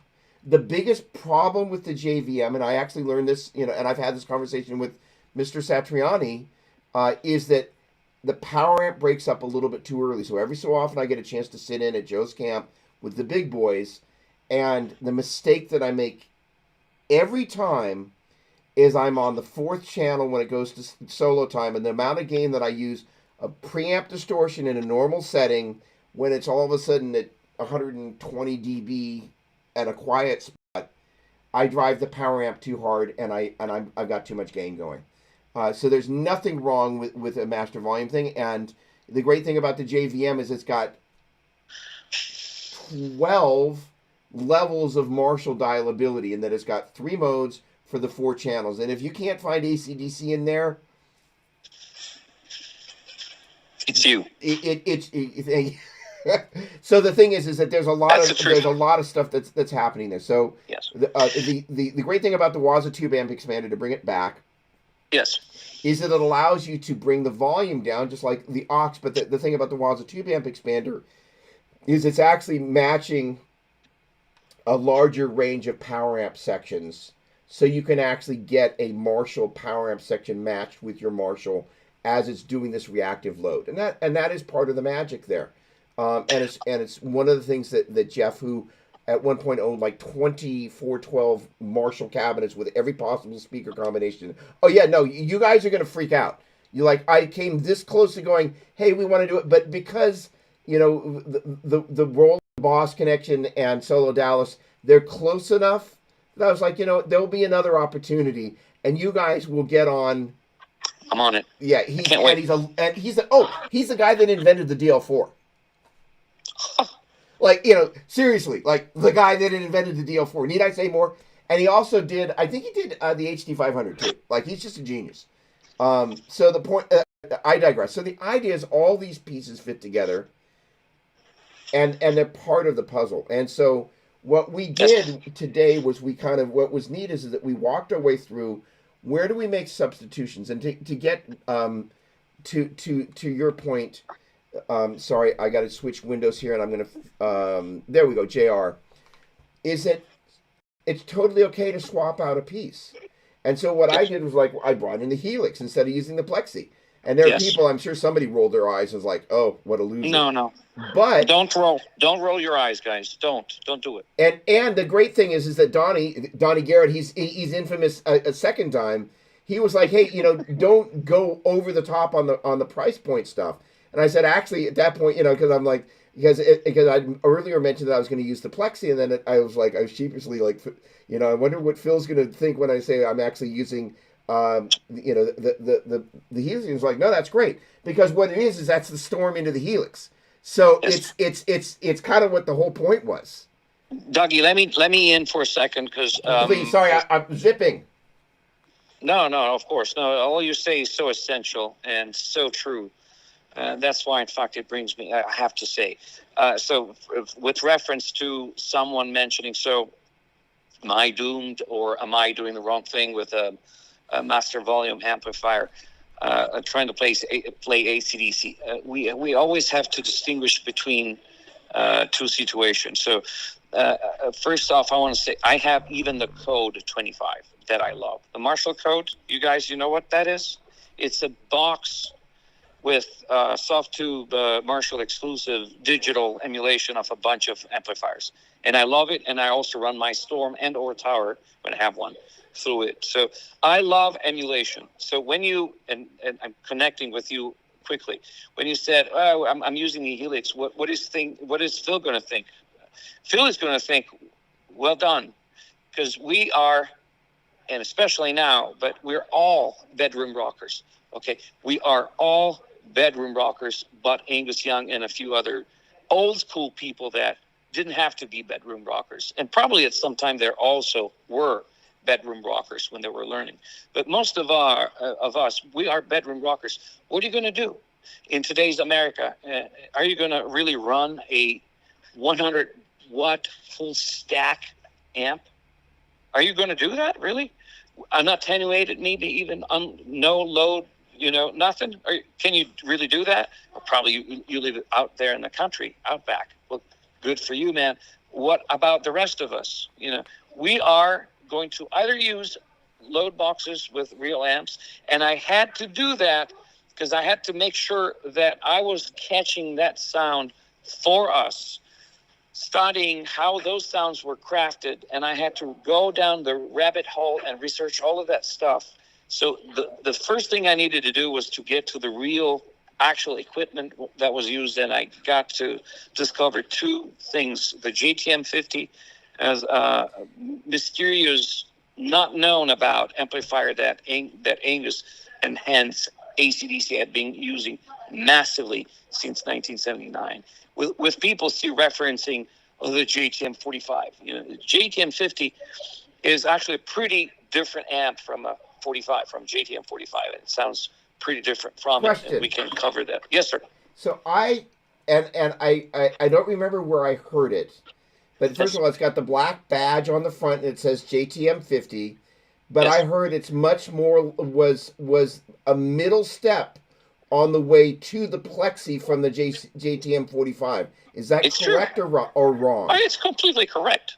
That's the truth. It's a transitional, mid step between the plexi and the JTM 45, which, by the way, as everyone knows, was a clone of 59 basement from Fender. So here people have been, companies back then, they took something, let's just say they took inspiration from each other, just like you and I do, Dougie, by the way, and everyone else listening now, including Angus Young, who's not listening, who's sleeping somewhere. I think he's in Sydney right now. And we all take inspiration, in a form or another form. We all do that because we listen to each other, thank the maker, and then we process that inside of us and we produce some output. So we've been inspired and we create something new. So Marshall did that with a 59 basement amp. It brought out the JTM 45. People were asking for more power. They transformed that JTM 45 in a JTM 50 by changing the tubes, power transformer inside, getting rid of the tube rectifier, the GZ 34 or whatever was in the early JDM 45s, and put a solid state rectifier. You have a profoundly different amp, which is transitional towards the super lead, but it's not yet the super lead, and it still carries a bass stack in it. At least one of the transitional JTM 50 models have a bass stack still as the JTM 45, but it's more towards the lead, still not being as harsh as the lead, super lead. Harsh sounding, aggressive. I don't want to say harsh. It seems like it can be, if you're not careful with what you're doing with that amplifier, it'll take your head off. Right. I don't want it to be like a negative aspect, because I love the harshness of a super lead, and that was used also to a very positive effect by AC/DC and a million other bands that were coming up in the late 60s and early 70s, including Free, by the way. Although, Kossoff was also using massively super bass amps, and that inspired right off the bat Malcolm, who then said, I'm a rhythm guitar player, I need a super bass because it's less harsh, right? So I'm going to use the bass stack on the guitar. And at some point, Malcolm said, Angus, you know what? Enough with the super lead, especially in the studio. Let's get you something as well that is warmer sounding. And I'm quoting Malcolm, warmer sounding. And so they figured that they didn't need a 100 Marshall for Angus necessarily. Each time in the studio, they could be using a 50-watt amplifier. That was that JTM 50 that is behind a lot of the classic sounds of AC/DC, beginning with Highway to Hell. So I'm going to be a shocker for you guys. Highway to Hell, the song, for example, it's half super lead and half JTM50. You have two sounds from Angus. One is the center, that's the JTM50 usually, and then you have the live room amp, which is usually the super lead because it's got more shoulders. It's stiffer for the rhythm. A super lead is really great. No Schaefer on it. You know, instead the JTM50 usually it's on cleaner settings like 2, 3, 4 with a Schaefer on it. And I really encourage everyone to try something like that, even with emulation. And coming to emulation software, I, for example, use a variety of them, software and hardware. I have the code, and I'm working with SoftTube as well, by the way, which I really like what they do. And they have a contract with Marshall. They're the exclusive digital Marshall version of the actual Marshall circuitry. They're the guys that replicate that one-to-one, at least, you know, in a legit way. And so I used also another piece of a software from SoftTube run by Universal Audio, which is the 1959 Super Lead emulation. And I love it. And that's been designed by Tony Platt himself. You know, and you have the option of a bunch of microphones in there. Tony's favorite U67, you have a dynamic microphone, which is the SM57. And then you have, I think, a U47, which is another classic. The FET, the FET version of it, that then became the U87 after a while. So I love emulation.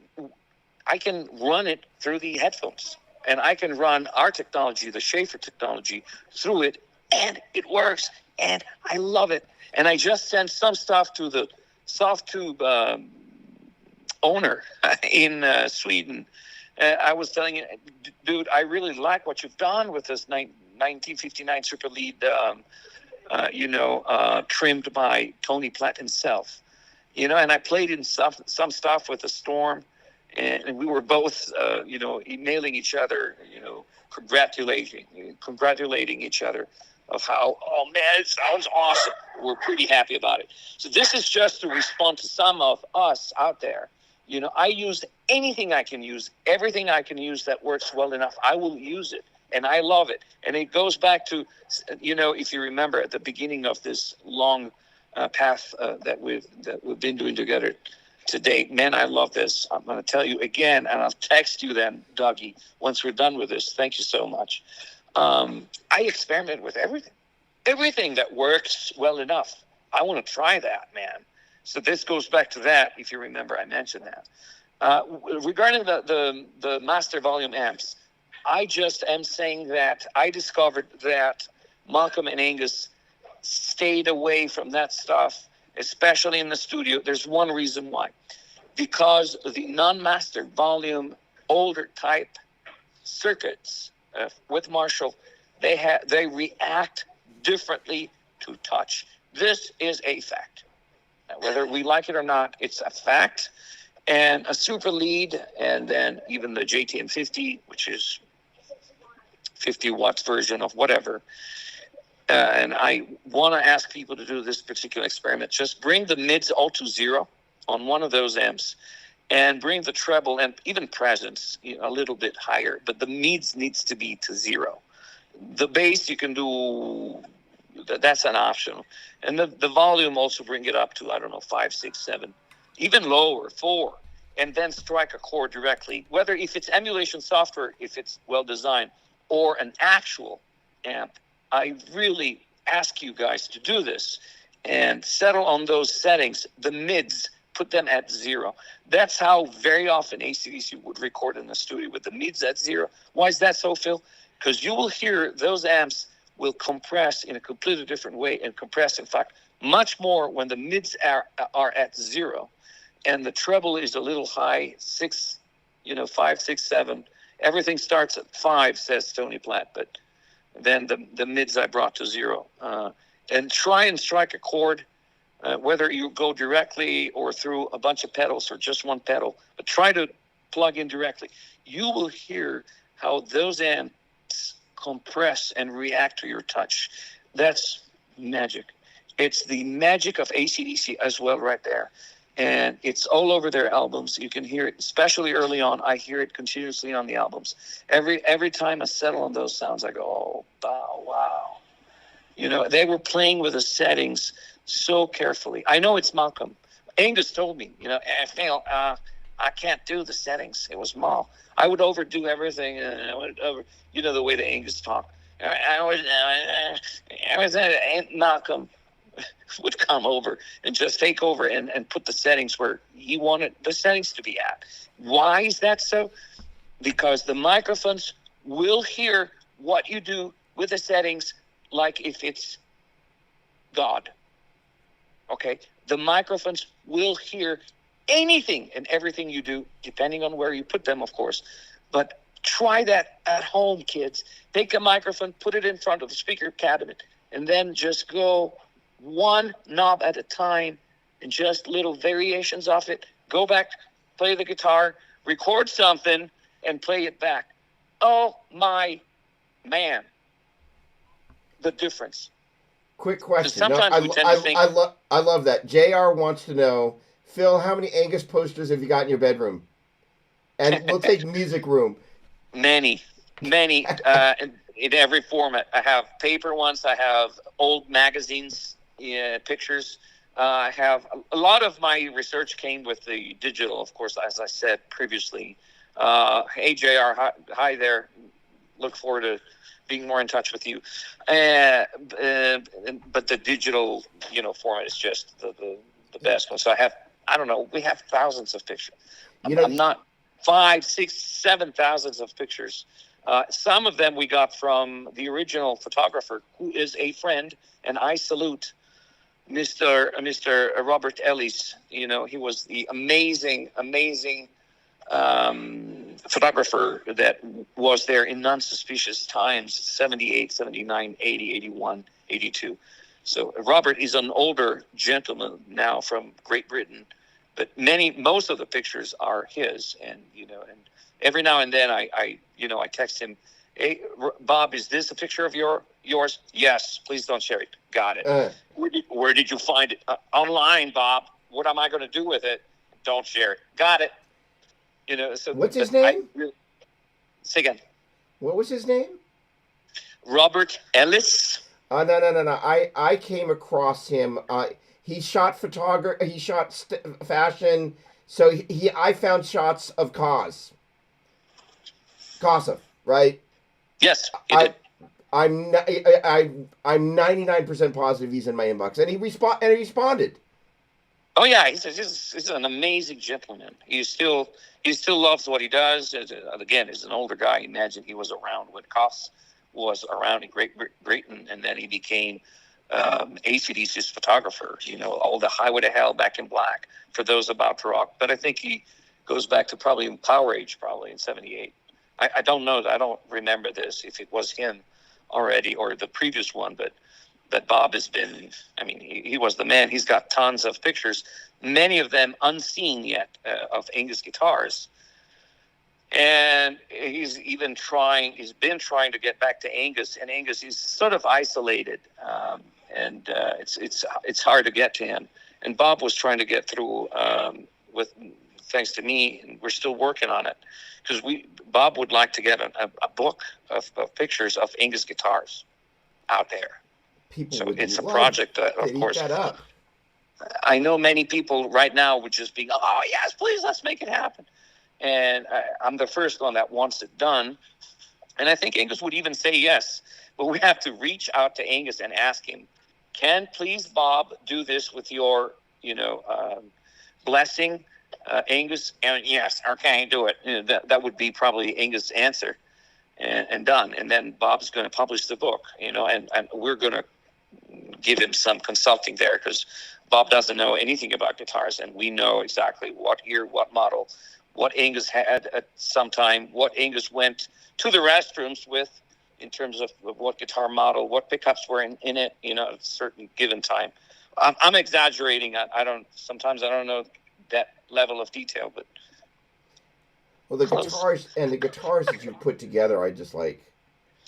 I had to, and so the point is, and many of those I'll be selling soon, but because the project is done. Feel free to And send them up here as yes, sir. loaners before you sell them, just in case Yes, sir. you're like, I'm running out of Yes, sir. space.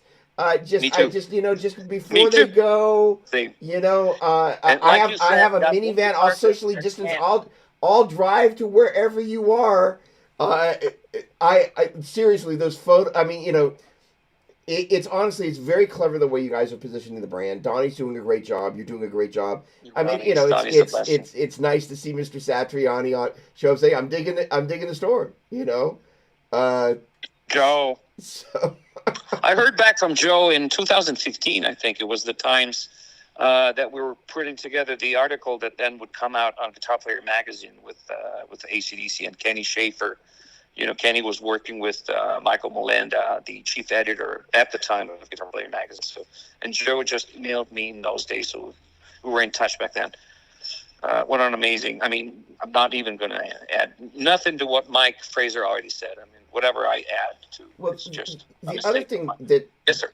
That's neat about Joe, not the other thing, one of the 5 million things is that Right. he's constantly Yes. buying and selling guitars Yes. and amps. I So know, he's I just know. like, he's seeking, just like you and I are, just like, hey, Yes.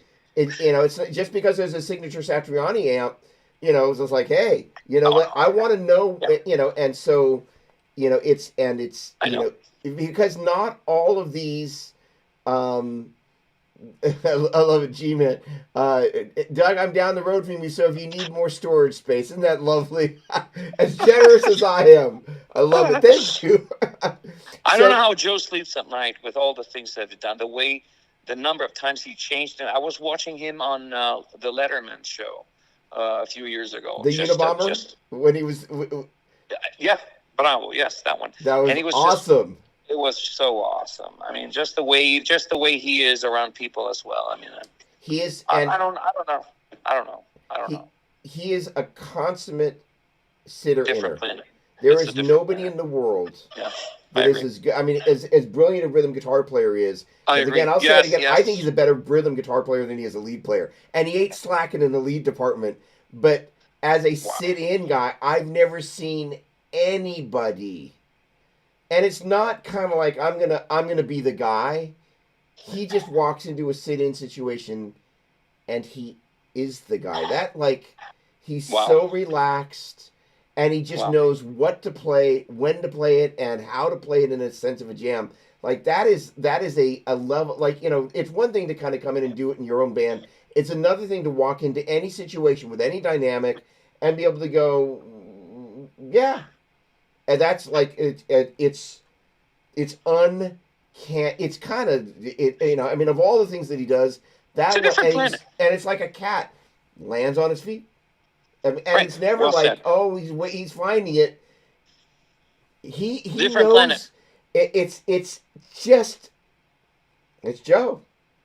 That it's a different planet, and he's the modern player. In fact, but he's still attached to the old school, which is what Mike was saying, or was it you mentioning? You were watching Joe play it when he was 24, and you could definitely see the Keith Richard in him, or this or the other player. So he's connected through all of the times, which is what we have to do. And I did it with I'm a mono thing. I'm AC/DC all the way. Someone was it Mark Agnesi? Mark Chow. But Mark was telling me about something that I cannot even talk about. But he was asking me, do you know this guy? I said, has he played in AC/DC? And we both started laughing, because if he hasn't played in AC/DC, then I don't know them. That's the kind of joke that I said, because I'm vertically concentrated, focused on that, because I felt that I really needed to nail once and for all some truth about it. I really needed to come, as my personal thing, and then of course it became the best possible job that I could imagine for me in today's world to do this, to uncover this, and to bring some clarity and truth to what was the process, what they used again, and so on and so forth. So as you're seeing, I can talk not until tomorrow, but it's going to be more than tomorrow. So you're going to stop me when you need Okay, so to. I have a couple of questions. So tell me about, I'm holding the T, and you've done a great job considering, I think you're just looking at my phone staring at the ceiling. Uh, so, tell me what the difference between the TSR5 and the Yeah, Storm and yeah, the Boost Star. What kind of, what, you know, and I actually went there, I found the pieces of the graphic, but yes, they were the pieces and not the compiled graphic that I think we're yeah, going to mention his name for the third time. Donnie yeah, Garrett put together, that is kind of like, so you can compare and contrast them. yes, What is the TSR5? So what? Tell me. yeah, I want to start there because I actually I went to go. Okay, let me plug in the thing that's going to be the best thing to kind of jump into the mode, and that was going to be the Storm. So yes, tell me what the TSR5 is, how it's yes, different than the Storm, how it's different from the yes. Tower, or what piece it is. Of course. So the TSR 5, that was just the evolution 5 of the TSR, which essentially was, and I say was because now we just call it the TSR again without any number. And because I'm Italiano, I included in this acronym even the article "the." It just stands for the Schaefer replica pedal, and usually you'd never put the article "the" in it. But Italiano, I don't know what I'm doing with English, and so I threw that initially, and so I called the pedal TSR. The TSR is the first pedal that we've ever made, and it dates back, I think, to, at this point, I don't know, it's 7 years ago, maybe, in its first iteration. And we call it classic now because it's been on since then.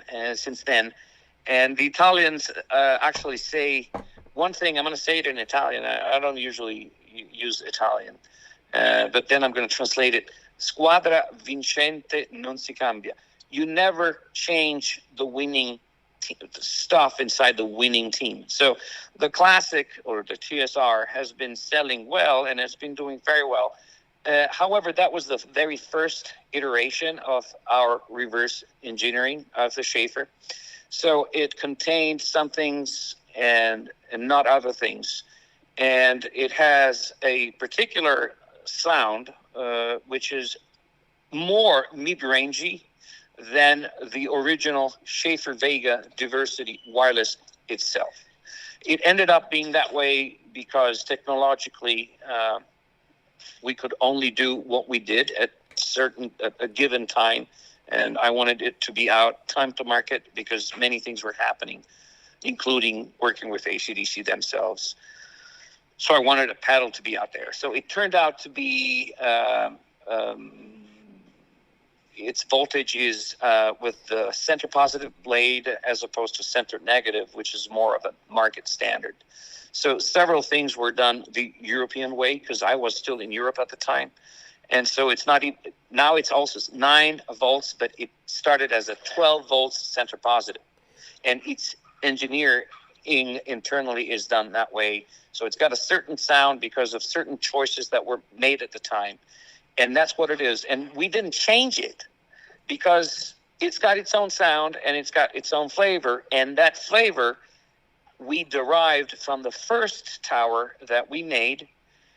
And that tower ended up on Rock or Bust and some other albums, actually, a number of them, including Muse's, the Muse, the album that they made with Mutt Lange, once again, full circle. So the TSR Classic, it ended up selling and being pretty spread around the place, and it's got its unique voicing. So we decided, let's not touch this anymore, Phil. Just let's make it 9 volts as well. And then let's boost it up to 15 volts by design. So now you can use the TSR 9, 12, and 15 still center positive. So you'll have to have a power supply that actually supports the center positive thing that not many do. So at some point I said, man, I really want us to be market standard. Because I want everyone to have a chance at this sound because it's the sound of my life. So we said, let's reverse engineer again the wireless system let's make sure that we really captured everything. And we brought in my brother from another engineer from Northern Europe, Dries Pottevin, that has been now with us for 6-7 years. Before I had other engineers, other people. And Dries reverse engineered the original systems because we still have 2, 3, 4 SVDS systems, the original ones. And he found quite a bit of stuff in there that hasn't been found the first time just because it had been overlooked, because the original SVDS is very, very complex. It's a frequency modulation analog system with 2 receivers inside, tons of FM analog components. At the time, we did not even know how much the FM itself was affecting the sound, if anything at all, if anywhere at all. So does it make sense to you and for our listeners, if they haven't fallen asleep already during this long conversation of ours? But we had doubts because no schematics, we couldn't find them. Kenny Schaefer, I call him Uncle Kenny, but Kenny cannot remember much of the stuff that went on in those days. And also he had other engineers that were taking care of other aspects of the system, which again was very, very evolved for the times. Came out the first time 75, 76. It was the edge of technology back then in such a pocket, compact format with that tower-looking receiver with actually 2 FM receivers inside. So that's what stands for diversity. Today, it's a word that we know much better. Can I pause you for just a second? Please do.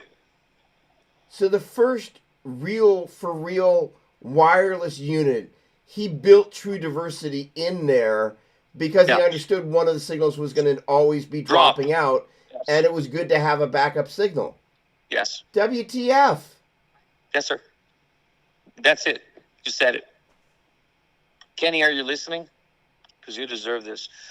1978. Well, 75, actually. I think the first one was 76. That was given to Electric Like Orchestra. It was Kenny's prototype in full diversity mode. I hope I'm getting it right, Kenny. You're going to slap me later from New York if you're not asleep already. But so the first band that actually got the system was Electric Like Orchestra, the guitar player. And he started using it on tour massively right away. And they loved it. I have actually the front panel. Hang on. Could you imagine being the first guitar player with a wireless? Everybody would be like, I can't. Forget I got a whammy bar.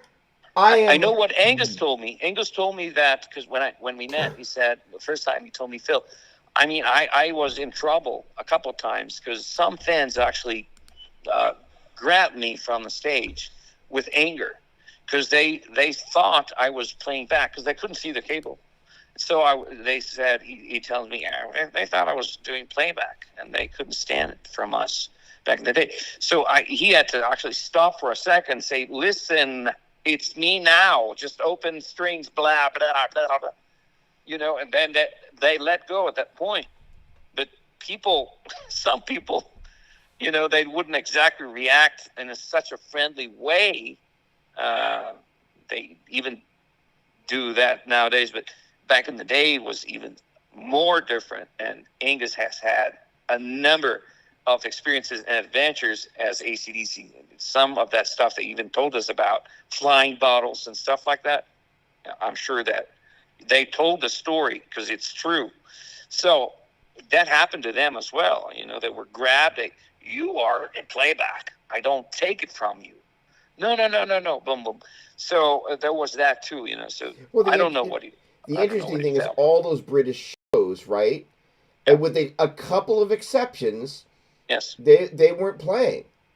Yeah, some of them they are, but a lot of them that they weren't. Now the interesting thing is that there are enough of them where you got a chance to hear these early bands and go, they were really good.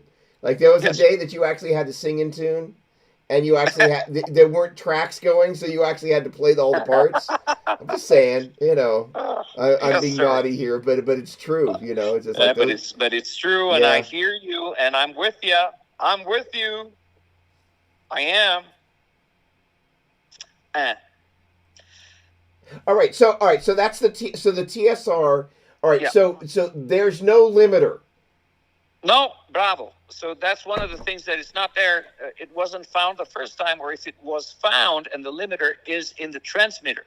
So you guys must realize that what we needed to do, I needed to integrate on the same board part of the audio circuitry that came from the transmitter and part that came from the receiver, because the sound is made by the two of them talking to each other.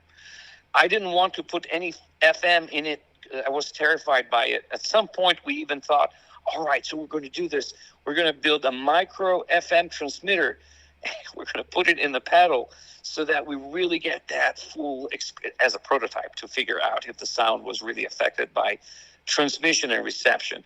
Thank the maker, we didn't have to go that far. We figured early, before we had to go there, that no, FM transmitting and actually receiving, that didn't really affect the sound. So I could breathe again. But at some point, I was very concerned, very preoccupied. Am I really going to nail this? Am I really going to get the sound that I have been dreaming for since I'm 10 years of age? So finally, I can say today, yes, I nailed it. It wasn't easy. And it was just not one iteration. So the TSR has the compander inside, which is compression expansion, as you mentioned it. So you would go, the signal path is as follows. You go into the transmitter first with a cable from the guitar. Now, they were concerned back then that some guitars, of course, had different outputs. So they tried, and with disaster results at first, without the limiter, because the limiter was supposed there to push down the excess of signal that was come from different instruments. Not only the guitar, by the way, because bass also was used, microphones of various sorts, types, and I mean the lavalier. I'm not sure I'm not pronouncing it right, but the instruments were several ones, violins as well, I believe, at some point very early on. I'm really great that it allowed you back in the 76, 77 to already experiment at that level. But you needed to have a limiter, because otherwise you would clip immediately the little X10 transmitter from 76. And the pictures are available online. Go guys, go and have a look, Google for Schaefer Vega X10 transmitter. I've opened it up for the people to see what's inside there. It's packed with stuff because it's all analog and it's all discrete through-hole technology. So imagine what they needed to make happen back in the day. So a limiter was actually necessary, but the first iteration, I didn't even know it was there, and we completely overlooked that. And so we just went to the compander. After the limiter on the transmitter, you have a compressor. So there's a limiter, and then you have a compressor. The compressor will just compress in a very soft way, 2-to-1 ratio. That's it. And it does have to compress because it's part of all, companders are in all transmitting and receiving audio applications. You just have to have a compander. Even I think today, nowadays, with a very modern digital systems, I think the Line 6 guys say they don't have a compander. Okay, great. But that is the only, I will only say that because I've heard that presented just for the sake of conversation and accuracy. Awesome. But I think they're the only people that I know that have a wireless that is a companderless wireless. Right. It's great to know because I was also curious about this. I mean, what today's technology, how are they coping with that? But at the time, again, you had to go through a compressor first. Then finally, the signal is sent. There's a bunch more processing, but signal is sent to the receiver. The receiver, the first thing it's going to do, it's going to expand. At least they're going to try and expand the signal that they just received. However they got it, they're going to re-expand to the 1-to-1. I mean, ratio 1. And then there was some loss of signal, of course. So there was, either because, he was running 300 feet away from it, or some other people, or just because it's part of yesteryear transmission reception. So there was some loss. So they went through some sort of magic I'll call it magic. But there's some harmonic stuff that's done in there. It's not equalizer, actually. It's more up amps of certain types and filtering of certain types. And in order to get the sound where they wanted it. So this is something I'm going to say. They wanted really to make any sound going through the unit as best as could possibly be. And they researched and developed there for quite a while. I don't think they got it right right away in 75, 76. I think they continued to experiment with it for a few years. And in fact, I saw different units, and I do have different units that actually look different internally. And there are different versions, and I have different rear panels, front panels pretty much the same.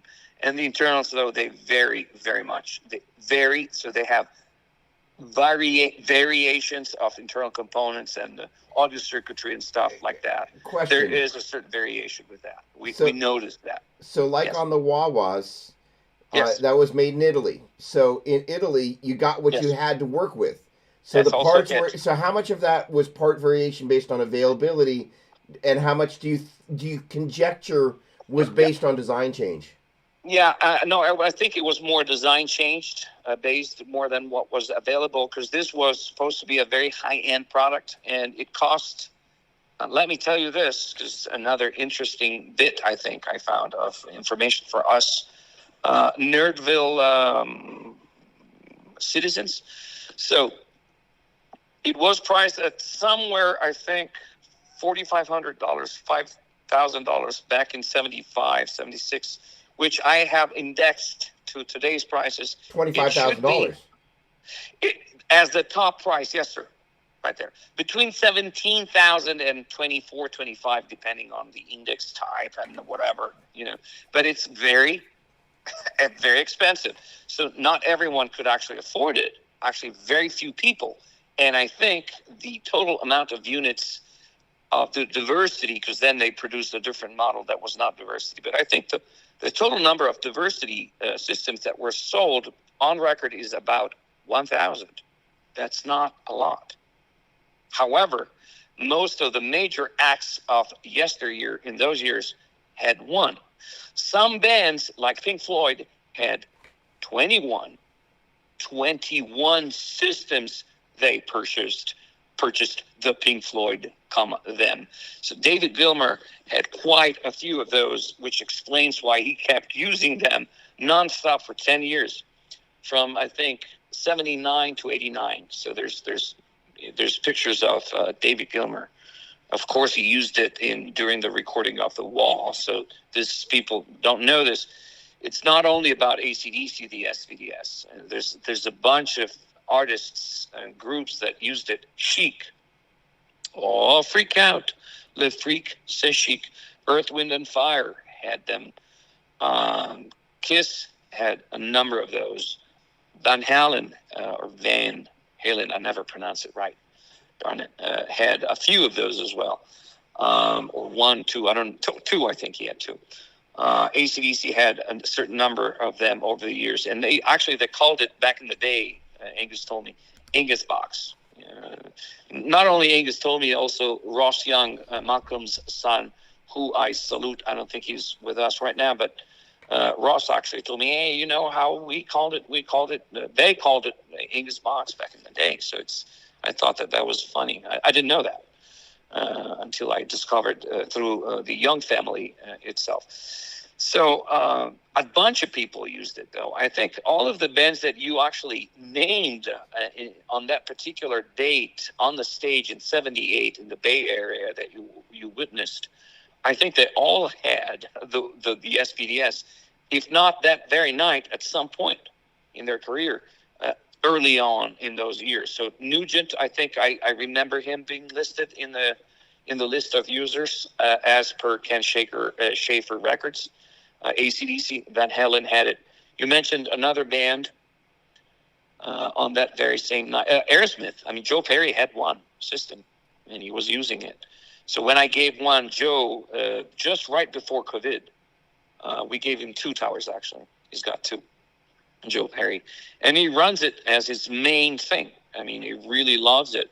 And he was very happy to get one and then the second one.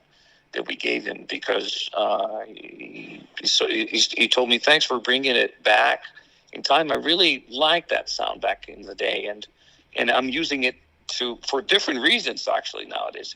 He's using the Schaefer replica tower to strengthen the signal that goes to the various amps and stuff. So, and he loved it very much for that. And plus, of course, there's the tone enhancement thing that I was talking earlier, that was done in the receiver for a bit of the thing. Let's also mention the fact that the receiver had two ways of going out to the amp, or whatever you were going out, taking that signal out of the receiver.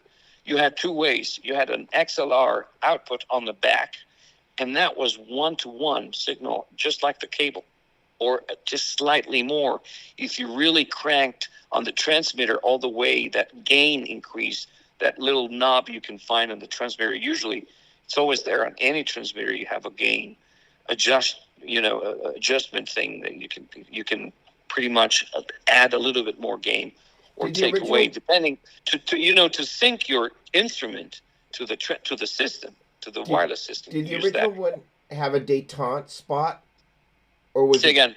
The original volume control have a détente spot where it was kind of like, that's in theory kind of unity, or was it just 0 to 10?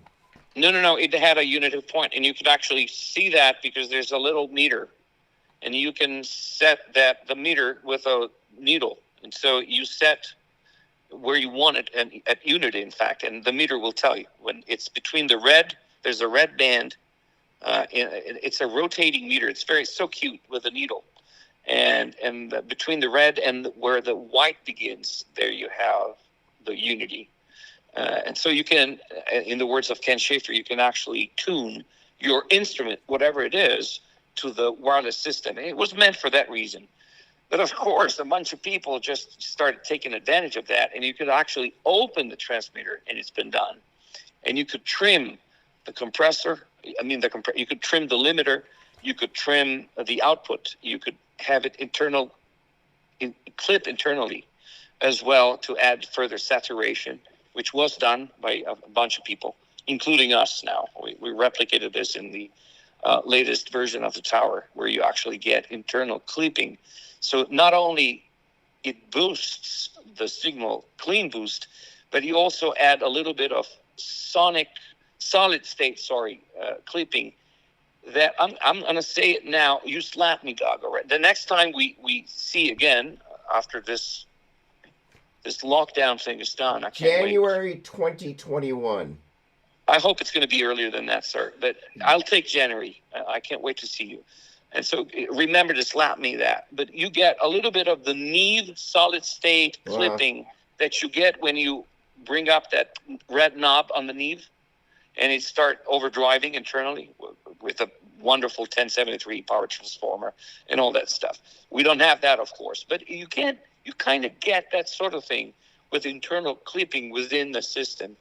You could get it within the original transmitter and receiver, and we replicated that in the last version of the tower. And this brings us to the SoloX.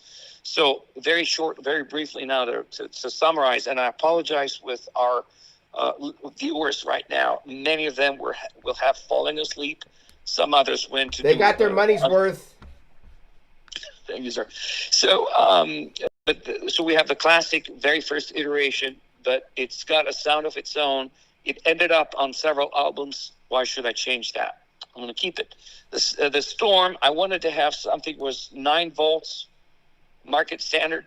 I really wanted, and it's slightly smaller at that, so that it could really fit on everyone's pedal board. I wanted that. So we took the chance to reverse engineer again the system. We found a bunch more stuff. We added it to the Storm. It sounds different. It sounds really like the system. The Storm is the SVDS 100%, as it is the current tower. The first tower is the plastic, the TSR. The sound identical. It's the same circuit. Done. Boom. That's the older SoloDallas stuff. The Storm and the current tower, the sound very close. Sometimes they say the same. sometimes I can't hear the differences. But the tower can do much more, and the tower also can go into internal clipping. The Storm does not. Just a very tiny bit. If you put the limiter of the Storm all the way to the left, you can actually achieve some internal clipping if your instrument is coming in very hot with either an active pickup or just very high power pickups with very high DC resistance, which is sometimes what we use.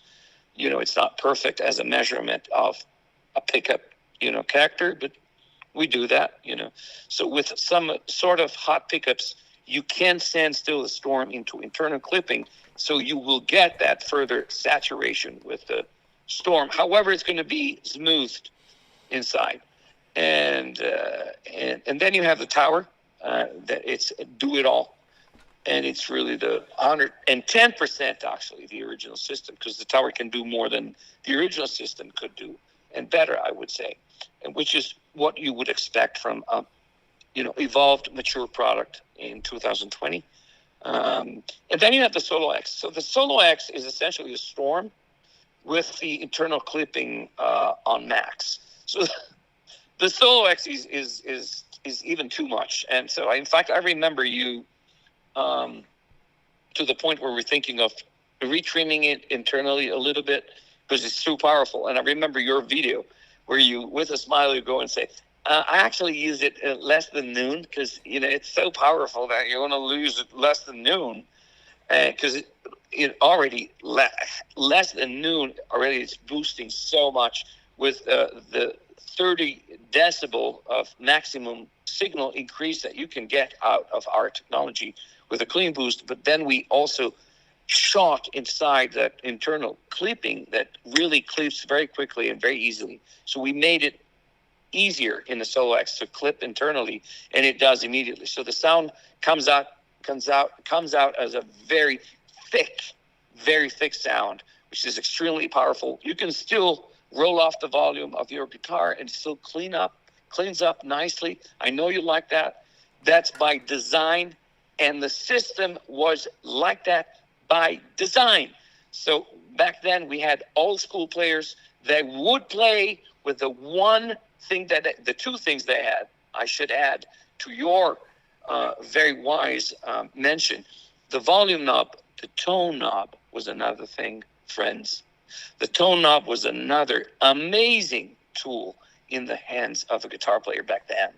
And I hope it's going to get way more use nowadays from our generation, that it's rediscovering much of this stuff, much of the older school, much of the older way of, playing guitars, and the retro movement is stronger and stronger. And I hope it gets even stronger. I'm certainly, a strong voice in that movement, I think, or I feel I am. So a thing that I don't get to say too often to the people when they ask me, so Phil, how am I going to build that secret Angus Young sauce? What are the secret components to that?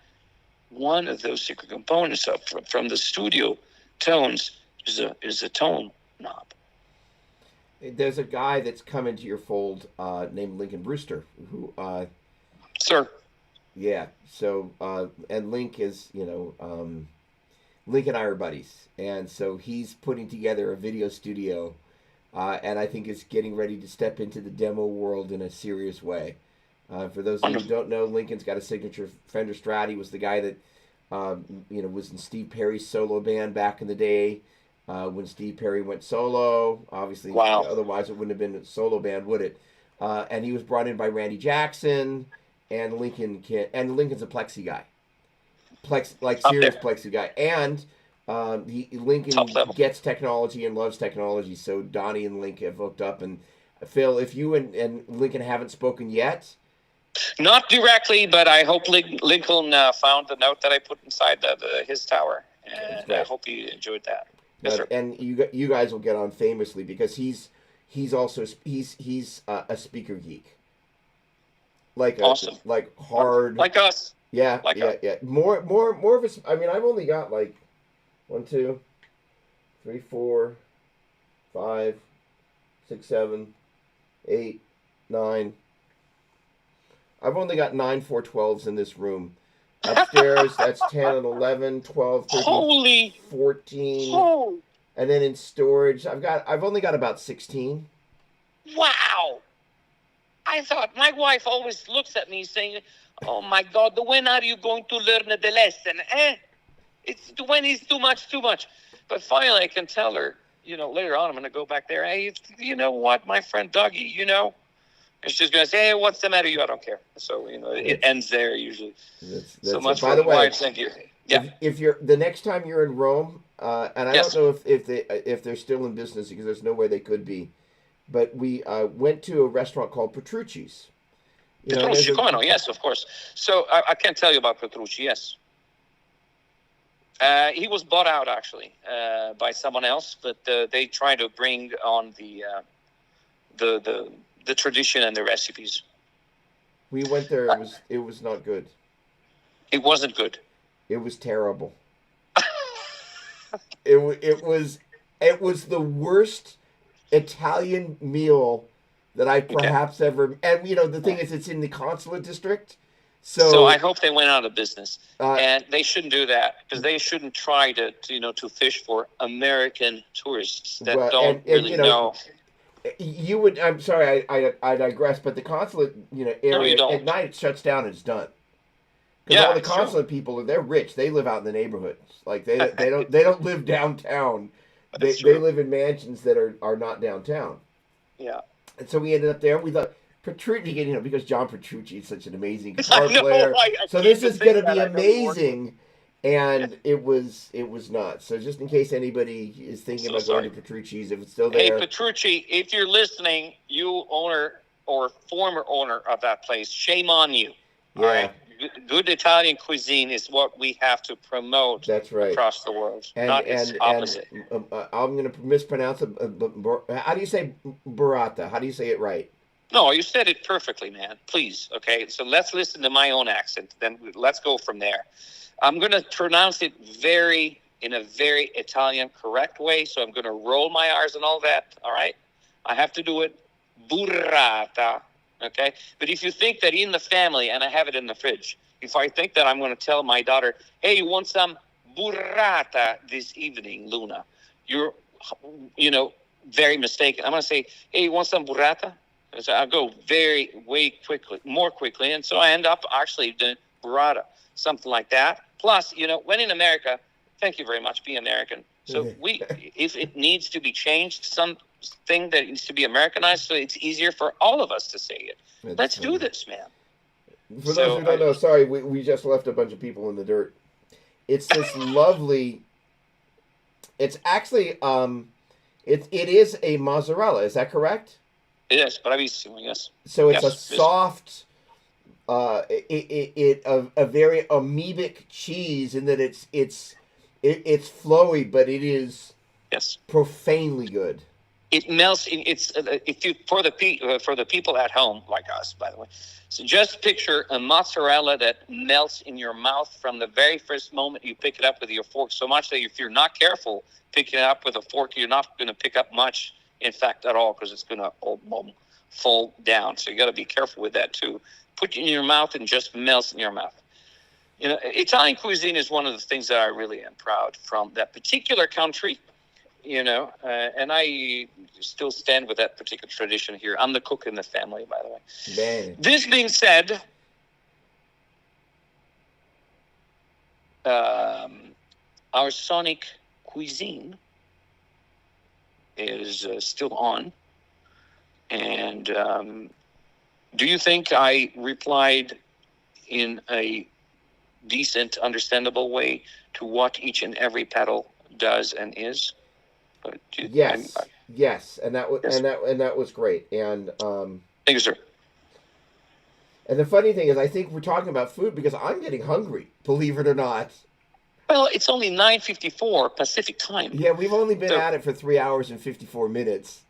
It sounded like it felt like 3 minutes and the rest in seconds. Thanks very much for your understanding and cooperation. Yes, it did. Phil, let's see. Yes, sir.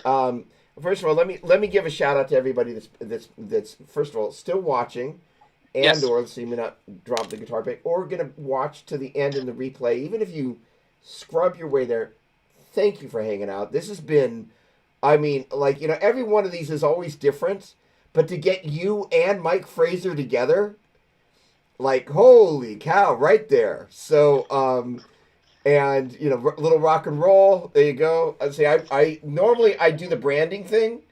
Like I always wear a Doppler's Gear Garage shirt, but for this one, I wanted to do. Oh my word, G-Man is still here. You are a rock star. So I was like, I'm wearing the Akadaka shirt. There's no way. Awesome. I was going to as well, but they're filthy from the videos that we shot, and still we have to wash those. And I didn't want to wear any branding of mine or for, you know, I just wanted the message to go out that rock and roll still matters, sir. Yes, thank you. Awesome. All right, Phil, I just gave a couple of quick shout outs to a couple of folks there in the chat. So, in any case, everybody, thanks so much. If you haven't had a chance, it's SoloDallas.net. Is that correct? .com. Oh, so the old shirts are old shirts. Bravo. Yes. Okay. We upgraded to .com. When you come to America, you want to upgrade everything if you can. So please upgrade to your next domain, .com. Thank you. All right. And so is everything currently available for those who are in the market? Yes. Yes, all the pedals, and there's actually more than that. There's more products in our product line now. But all the pedals that come from the Schaefer line are exactly the ones that we named, the pedals and the tower. And they're currently available.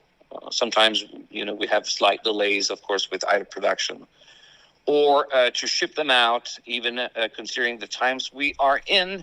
But we strive to make it happen each and every day. That's awesome. Well, Phil, this has been, we obviously hit it off, at least it was my recollection, we hit it off at NAMM, but this has been mille grazie. And grazie mille. Oh, grazie a te, grazie infinite. I am not half done with you. So we're going to close this, of course. Let's go eat, go to sleep. But I'm going to grab a hold of you because you're going to have to teach me a couple of licks or two and the scales. And, you know, Mike was talking about Mixolydian. For example, I told you in the comments months ago, I'm really into that stuff. Walter Gross, who I hope went to sleep, but also he's been helping me with some new theory for jazz, which I completely know nothing about. But I mean, he's been playing some stuff to me. I'm blown away. And so I'm going to grab a hold of you, teacher, Mr. Teacher. And please, I beg you to teach me a little bit more stuff because I really love to space out and something that is not necessarily rock and roll and AC/DC the whole time. Well, and so there's that. With pleasure, and the interesting thing is that, you know, if you take a look at kind of what Angus is doing, Mike really hit on it. It's like they are really a generation away from the Stones, and barely. Absolutely. And so, you know, there is this kind of yes. That's it. That's it.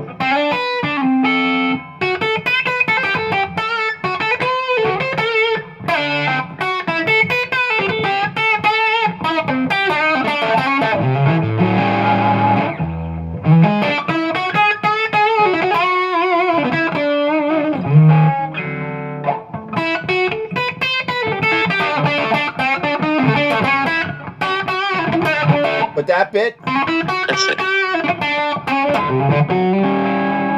is really superimposing the Mixolydian over the top of the minor pentatonic, and so that you already kind of know that sound.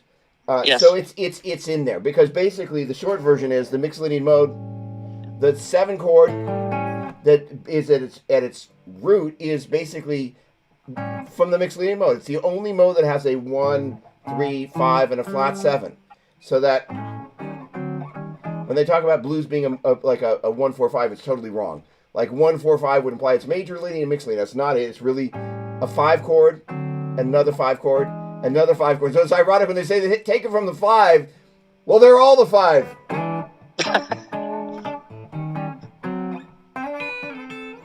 So the neat thing is that sound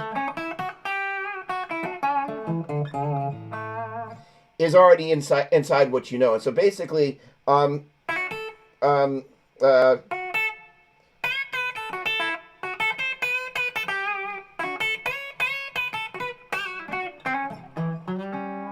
so you're kind of outlining that chord change.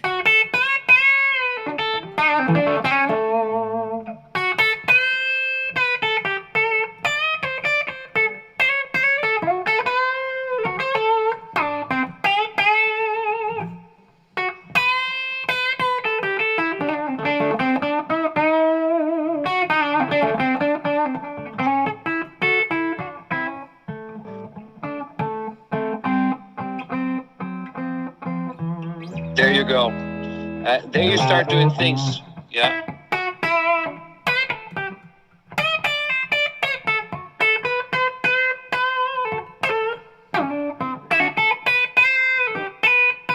And that I'm not going.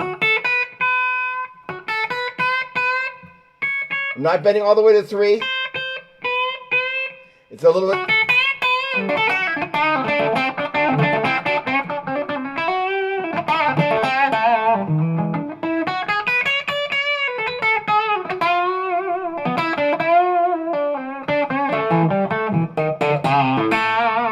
Yeah. So, it's just very nice. You were going into another scale right there because that was a different chord and you played to that chord and I got it.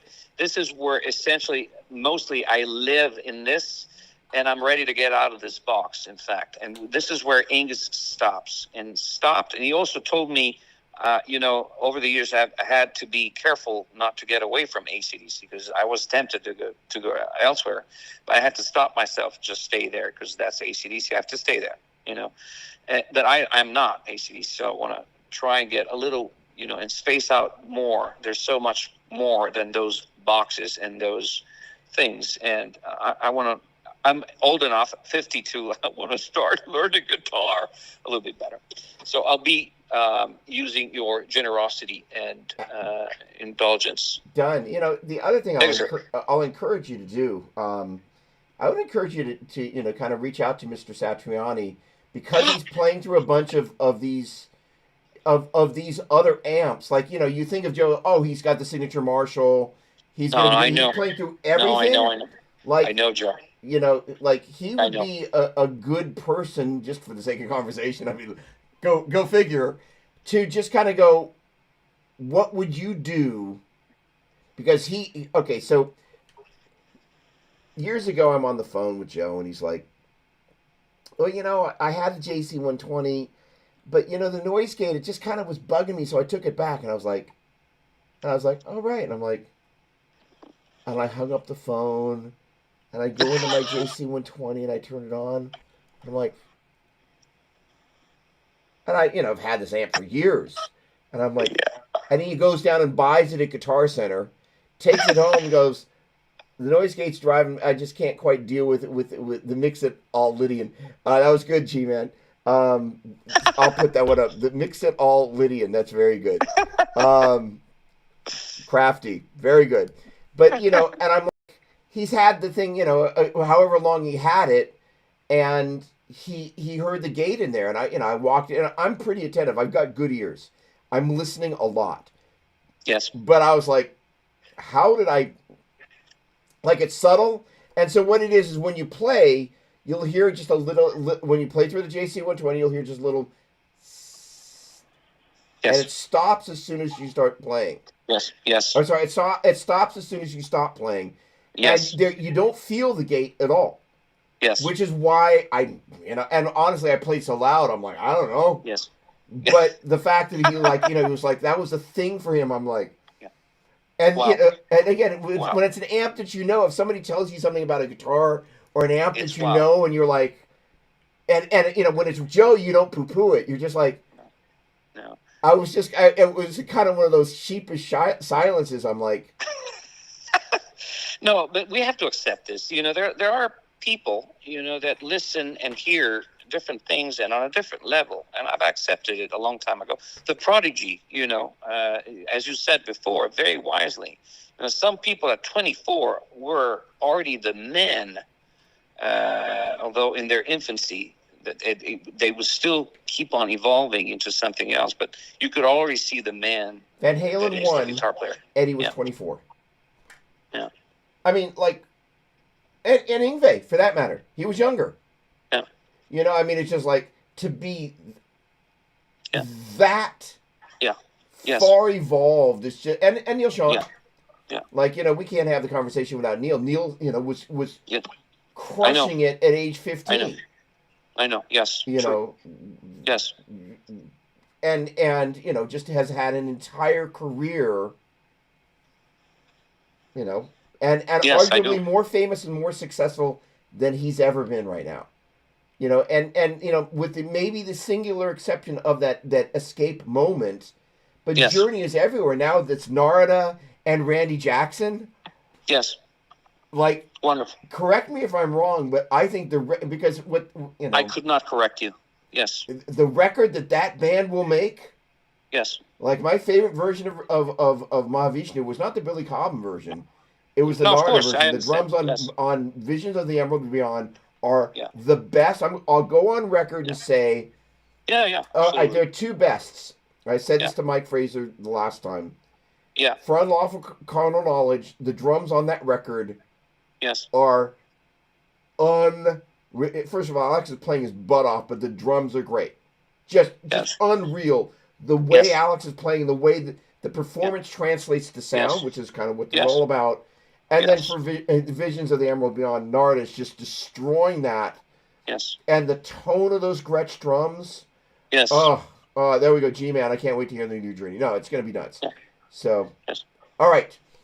Everybody, thank you so much for hanging out. Phil. Thank you so much. What a pleasure. Thank you so much. Woo! But Dougie, again, let me say it again, then we'll really close it down. But I have no idea. You really are, you were playing piano now, as well as other instruments with both hands, with all the tools that you have and all the things that you're doing. Thank you. With pleasure. Thank you so much. And it's all, everybody likes to be appreciated, and it's not that I'm like, I like to be appreciated. I mean, everybody likes to be appreciated. So this is a crazy gig. Like, but that's kind of what I love about it. Yes. In that, it's, and the most important thing is that I've learned, for a lot of people, this season has been. Yes. Thank you. So I've had a really kind of wild and crazy time in a good sense, but I know that a lot of people have not. So you can't walk in somebody else's shoes. You just can't. But this has been a really an amazing season to just kind of go, because I imagine what I can't imagine, which is what it's going to look like a year from now. Next week I'm doing a thing with Yamaha and a keyboardist named Tom Brooks, who plays with Alan Parsons. But it's a thing for Yamaha and around this keyboard, and I'm hosting this thing with Yamaha. And so it's like, it's already kind of... I'm going to follow you there. Yeah. It's already kind of happening. Wonderful. It's not here. It's something that I'm getting hired to do for Yamaha. And, I'm kind of like, where does this... because the thing is, the streaming thing ain't going away.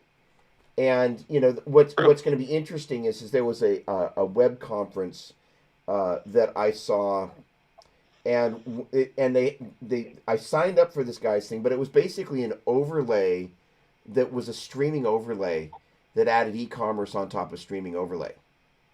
Oh, wow. I don't want to become Vanna White per se, but at the same point, I'm like, hey, here's the Storm demo. And you can buy the pedal now to a certain extent. That you've got that overlay in with a special YouTube. offer, something like that. It's not being vanilla. I mean, sometimes really things meet each other. And they happen, and it's a good happening, and it's not necessarily. It's a good thing. And by the way, this is America. It can happen here. I haven't seen it happen anywhere. Not like this. Nowhere else. And at the point that you could potentially, and the cons, because the heart of what all of this is, I am kind of a demo guy.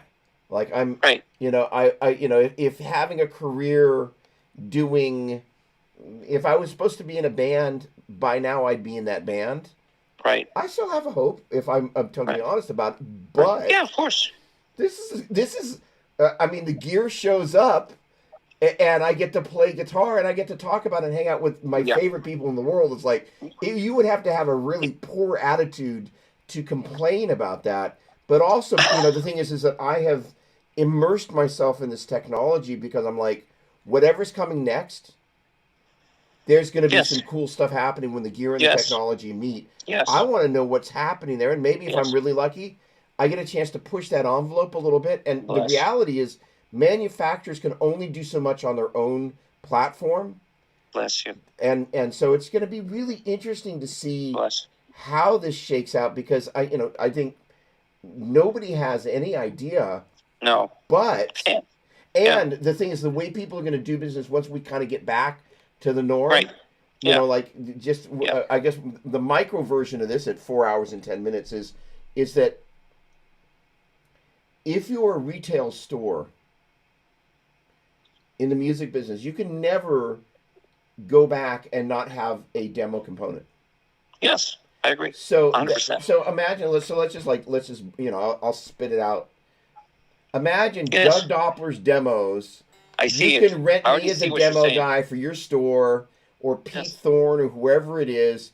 But the Yes. thing is that the ability to have that human interaction, Yes. It's fundamental. it's fundamental. And so Yes. the brick and mortar is going to be a clicks and mortar, and Yes. there's going to be some folks. Unfortunately, this happens every time the Yes. economy does this. Hey, I got a question. Did Yes. Schenker ever use one of these? No, not that I know. But I wouldn't be surprised to find that he does have, and he didn't mention. For example, when I went to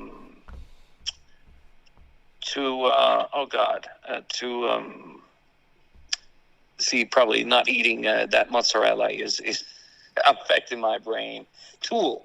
When I went to the recording studio to bring some Schaefer gear to Tool, Adam Jones was there, and my friend Baresi was there too. And Joe Baresi, the producer, Tool producer and sound engineer, he had already bought a couple pedals, and he hadn't told me. I didn't know. So I brought the towers to Adam Jones, and then Joe said, "Hey, so Phil, so we got these pedals." I said, "What's the matter? You're even Italian. You're not going to tell me that you wanted to and you needed that stuff? You didn't tell me anything. You bought it on your own." So there's actually, and even Colt's guitar player I know that has stuff, and they never got in touch with me. So some people just went straight to the store, whether if it was us at directly or some brick and mortar, and they bought it used, or it's a friend gave it to them, so you never know. And the other part of that is that I won't mention him by name, but Yes. you might guess who I'm talking about. Just buy Yes. stuff. Like Yes. actually, like buy stuff. Yes. I'm like, why don't you send it and I'll review it? Yes. Because that's my world. That's my shtick. But Right. but this guy is just like, he buys stuff. Yeah, he does. And Love him. and there's a bunch of guys that are Love him. that are Yeah. like that, and it's Yes. actually really cool because when you're there, you don't have to buy stuff, and it's actually kind of like No. Yes. the other thing that's smart about that though is like, Yeah. I bought it. Yeah, he told me. This is still the industry. You're a small business. I'm still going to support you. So, what do you respond to that? You just say thank you a million times. Yep. And Yep. what a wonderful experience to be here. Yeah. What an amazing adventure to share some of these hours with you, Doug, tonight. Phil, what a jerk! No, but it's been an all day thing. We started we started last night. And then we started at like 8 this morning. So especially you, and buddy, I learned because so much, and like all these little working those sounds out. I'll tell you what I learned as we get out of here. Right. And JR, Yeah. I have not done one with the PRS CE24. Note Yeah. to self. Yeah. Great hanging with you, G-Man, as well. Thank you so much. but I learned. I kind of when I go into Helix Land, I stay inside that box.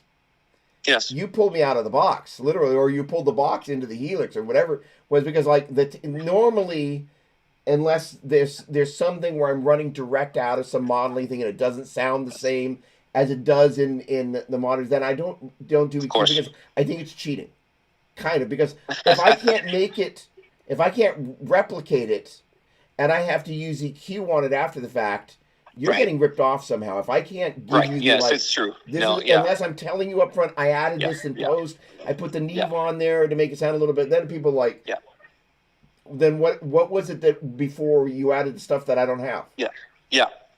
But Correct. the idea of like, hey, we built a rig here. There'll be some people that have a Helix and go, okay, this is cool. So, in any case, awesome. Ciao. Ciao. Wonderful. Bella.